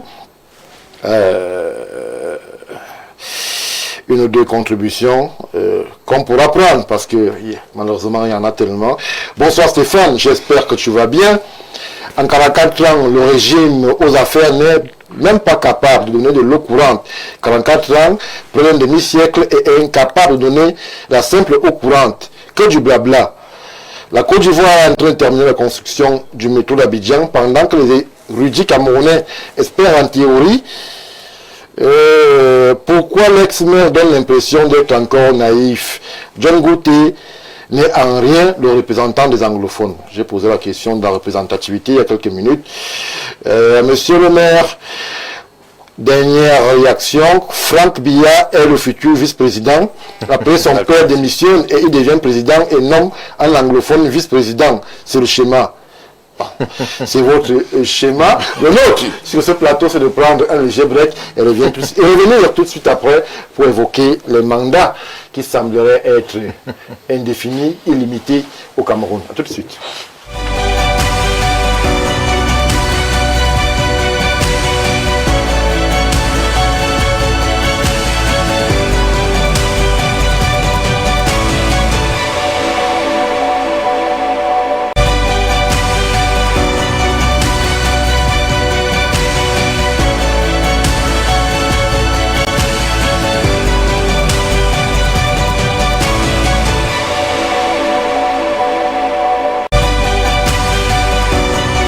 Retour sur le plateau du Grand Soir, nous poursuivons notre odyssée dans justement le marigot constitutionnel qui est actuellement servi aux Camerounais.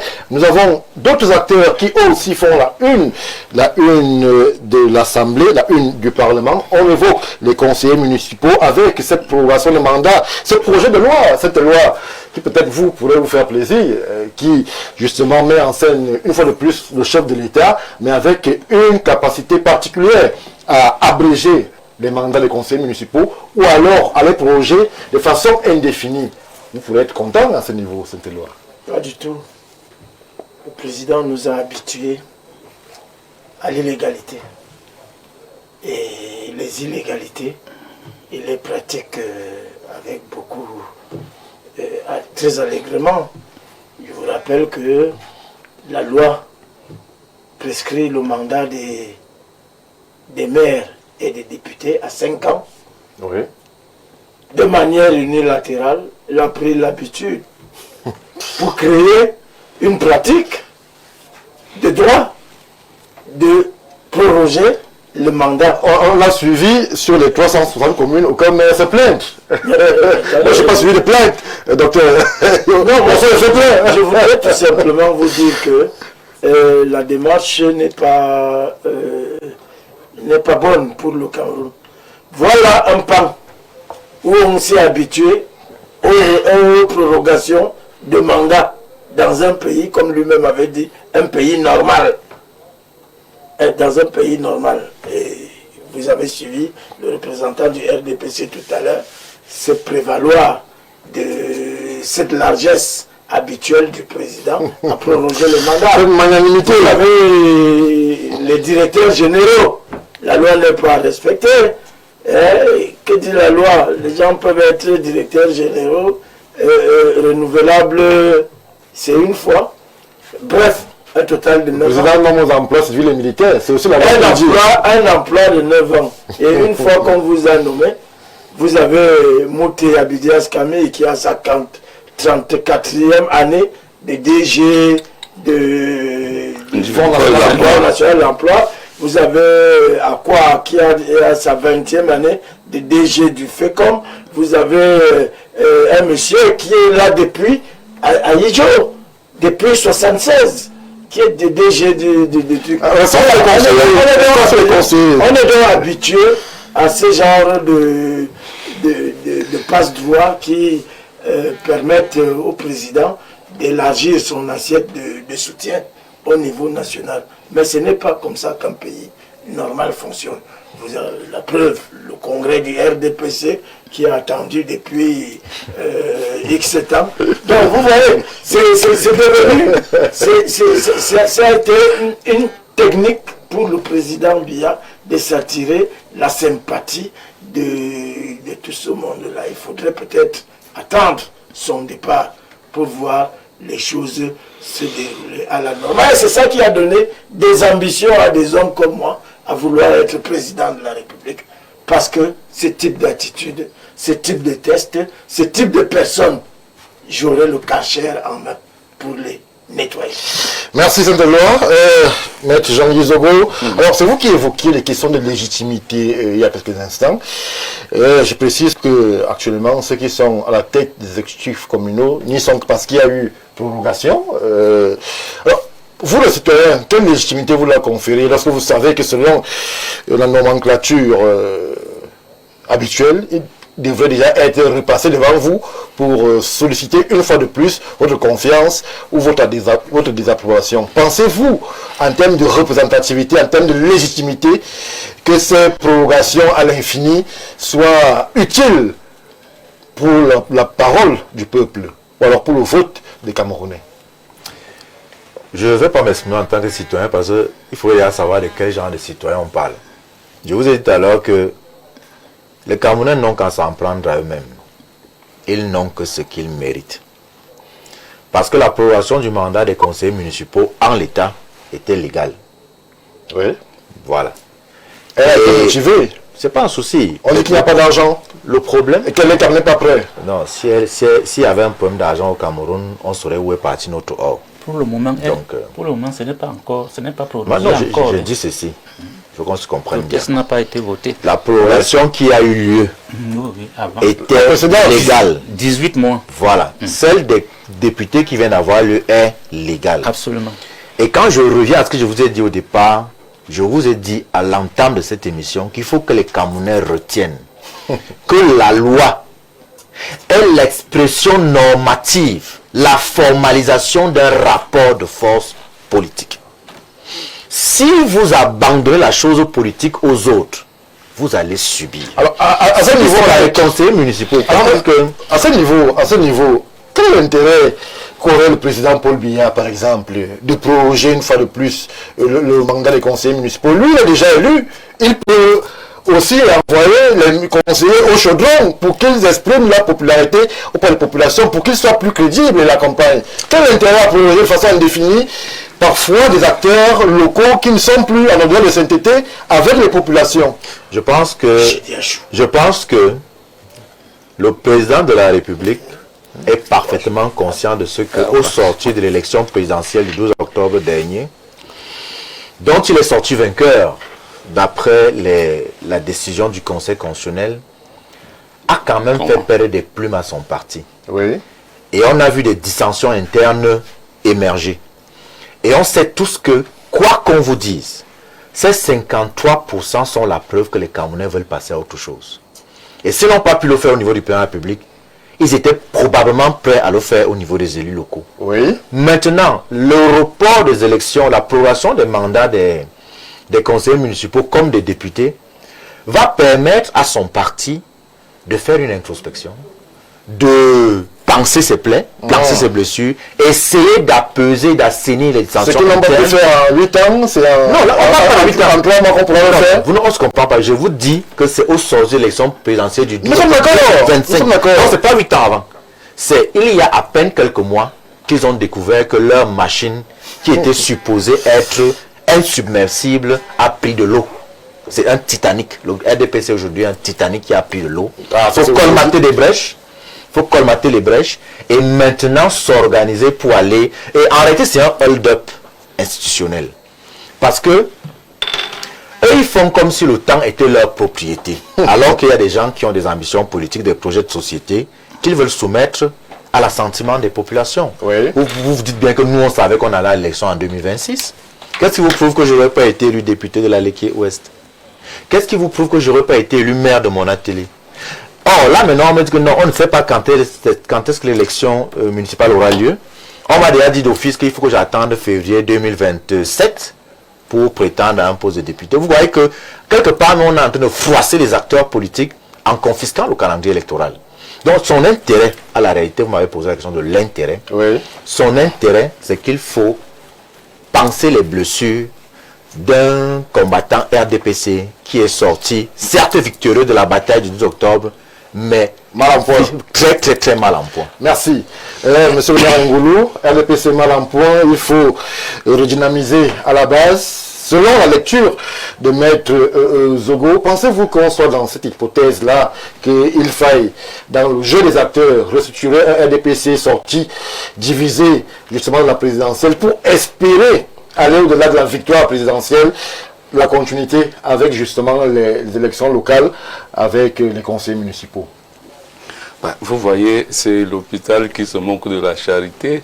Moi, je m'attendais à ce que Maître Guizogo dise merci au président, parce qu'eux, ils ne sont pas prêts.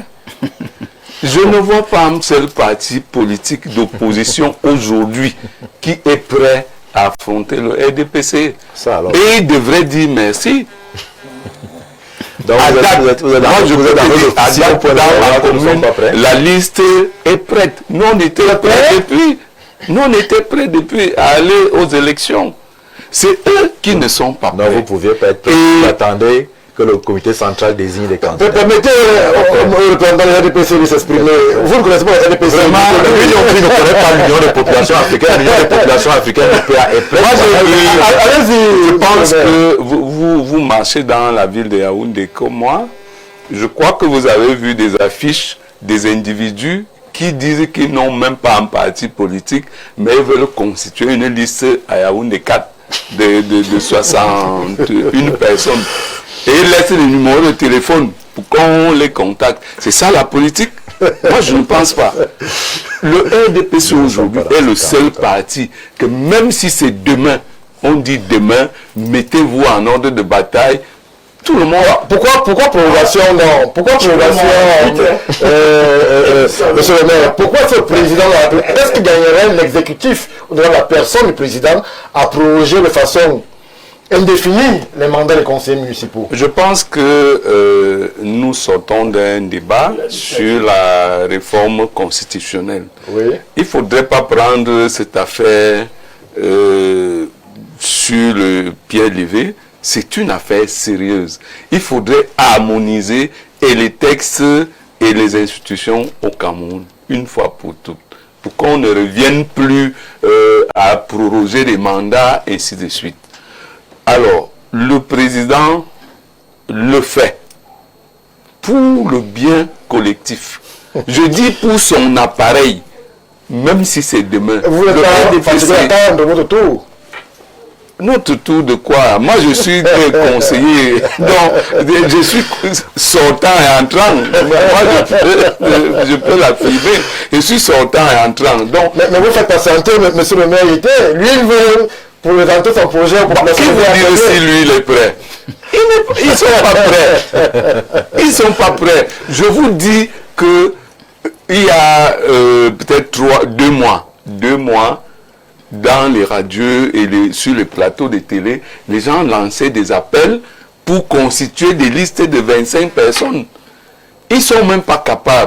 Maintenant qu'ils ont du temps, au lieu de faire des débats du congrès du RDPC qui ne s'est pas tenu, de ce que le président a fait ou qu'il n'a pas fait, qu'ils commencent à s'organiser. La beauté d'une démocratie, c'est le jeu de tous les acteurs. Ce n'est pas seulement un seul acteur. Parce que ici, le curseur est posé sur un seul acteur, le président Paul Biya. Mais que chacun commence à jouer son rôle. Et c'est lui-même qui appelle le peuple monsieur le maire, à la politique. Docteur Bajek, prorogation des mécontents, prorogation des gens heureux, prorogation des prêts, prorogation des gens qui ne sont pas prêts. Finalement, on se perd dans tout ce cafouillage en termes de structuration, d'un calendrier qui puisse permettre de façon claire et efficiente à la classe politique au Cameroun de se positionner. Moi, je vais déjà dire que je vais partir d'une hypothèse en disant que, bon, il y a une structuration cohérente qui a été faite. Je parle de cette hypothèse. Bon, on a recréé tout, on a changé, on a bougé un peu au niveau du Parlement. Bon, maintenant, on a renvoyé. A-t-on renvoyé, ajourner les élections seulement pour le RDPC ou bien pour un autre parti? C'est pour tout le monde. Je pense que ce qui nous embête ici au Cameroun, c'est que nous perdons du temps dans la jactance. Prenons ce temps-là et renforçons la qualité de nos partis. Parce que moi, honnêtement, je ne souhaiterais pas avoir une opposition qui est faible au Cameroun. Une opposition faible, c'est une opposition... Vous la sentez faible? Oui, je la sens faible aujourd'hui. dans l'ensemble. Avec les corps qui sont sur l'opposition à la présidentielle, avec cette atmosphère qu'on a créée. Quand je parle d'opposition, je prends de groupuscules politiques. Je ne prends pas des dons de candidats qui sont néo-émergents et qui arrivent, qui sont dans un contexte et qui ont des résultats. Ce n'est pas de ça que je parle. Voici un opposant, voilà quelqu'un qui construit sa politique de l'opposition. Assez cohérent, il faut le dire. Oui, voilà, assez cohérent. Voilà, c'est ça l'opposition pour moi. Les idées qu'il donne ici, ce ne sont pas des idées qui vont faire la guerre. C'est des idées de construction. Et c'est comme ça que moi, je voudrais que l'opposition camerounaise soit. Je ne vous fais pas de publicité. Non, ce temps qui est mis à contribution devant assurer la pertinence ou la cohérence des infrastructures. Mais on se plaint que ça devient indéfini. Le temps, chaque fois... Mais on a profit pour se restructurer. Et aller dans la restructuration, docteur. Non, moi je trouve bon. Alors qu'est-ce qu'on fait? On ne va pas aux élections. C'est trop, donc bon, ou alors on va changer les choses. Qu'est-ce qui va être changé? Il faut faire ce qu'on appelle de la réelle politique, être pragmatique. C'est ce que je conseille, n'est-ce pas, aux politiciens aujourd'hui. Bon, vous n'avez pas obtenu tel résultat. Maintenant, qu'est-ce qu'on fait par rapport à cela? On se reconstruit et on va. Merci, docteur Badjek, pour la conclusion, qui pourrait être aussi la conclusion de cette super production du Grand Soir, dernière édition de la semaine. Oh là, monsieur le maire, je vous donne 1 minute pour justement aussi dire un mot du nouvel population du Cameroun. L'UPC, vous avez la parole. Bon, merci de vous rappeler que je suis là et que je peux parler aussi des municipales et leurs prorogations. La dernière fois, lorsque nous étions ici, il y a 2 semaines, j'avais dit que je ne sais pas par quel mécanisme le chef de l'État va faire pour arrimer la prorogation de mandat de député aux conseillers municipaux. Je vous ai dit ça ici parce que les textes sont clairs. Vous voyez, aujourd'hui, on est bloqué en ce qui concerne ces textes-là. Parce qu'on savait qu'on devait arriver là. Ce qui est vrai, c'est que, quel que soit le cas, le colonel Badjek l'a dit. Le docteur. Bon, vous savez, on a... Alors l'essentiel, monsieur le maire, le temps est achevé. Il a dit, quel que soit le cas, les gens seront prêts à aller aux élections municipales à tout moment, quel que soit le temps que ça va prendre. Les Camerounais veulent le changement. L'UPC est prête. Bon, l'UPC a toujours été prête, mais elle a toujours été bloquée par la volonté du pouvoir. C'est que tout le monde connaît au Cameroun. Mais il y aura un jour, vous verrez. C'est vous dire, vous verrez les choses. L'union des populations, le parti historique, va vous surprendre un jour. Merci, monsieur le maire. Je comprends donc que l'UPC est prête pour ces joutes électorales qui sont annoncées. Bon, lorsque le président voudra bien qu'elles se tiennent. Une fois que je l'ai dit, je vous dis merci à nos millions de spectateurs pour la qualité de la contribution. J'avoue que le répertoire peut exploser. Vous avez été nombreux à participer eu égard à ce qui a été dit sur ce plateau. Je vous en félicite de la part de l'équipe de production du Grand Soir. Mais vous n'avez pas bougé puisque vous êtes sur Info TV et vous devez y rester. Dans une poignée de minutes, ce sera le journal en langue de Shakespeare où justement toutes ces actualités seront aussi retraitées avec un pendant du vivre ensemble, puisque c'est le label et Info TV qui se décline ainsi. 20h, Théophile Vianney-Billa sera là aussi pour la même formule, vous rendre l'information de façon claire, de façon précise. Ne ratez pas nos grands rendez-vous, justement, à dimanche 11h30, libre expression, le grand débat d'actualité au Cameroun, où justement toutes ces actualités seront aussi traitées avec des panélistes de premier choix et de qualité. Info TV, la télé du vivre ensemble et de la proximité. Bon début de week-end, bonne fête de Pâques, bien le bonsoir.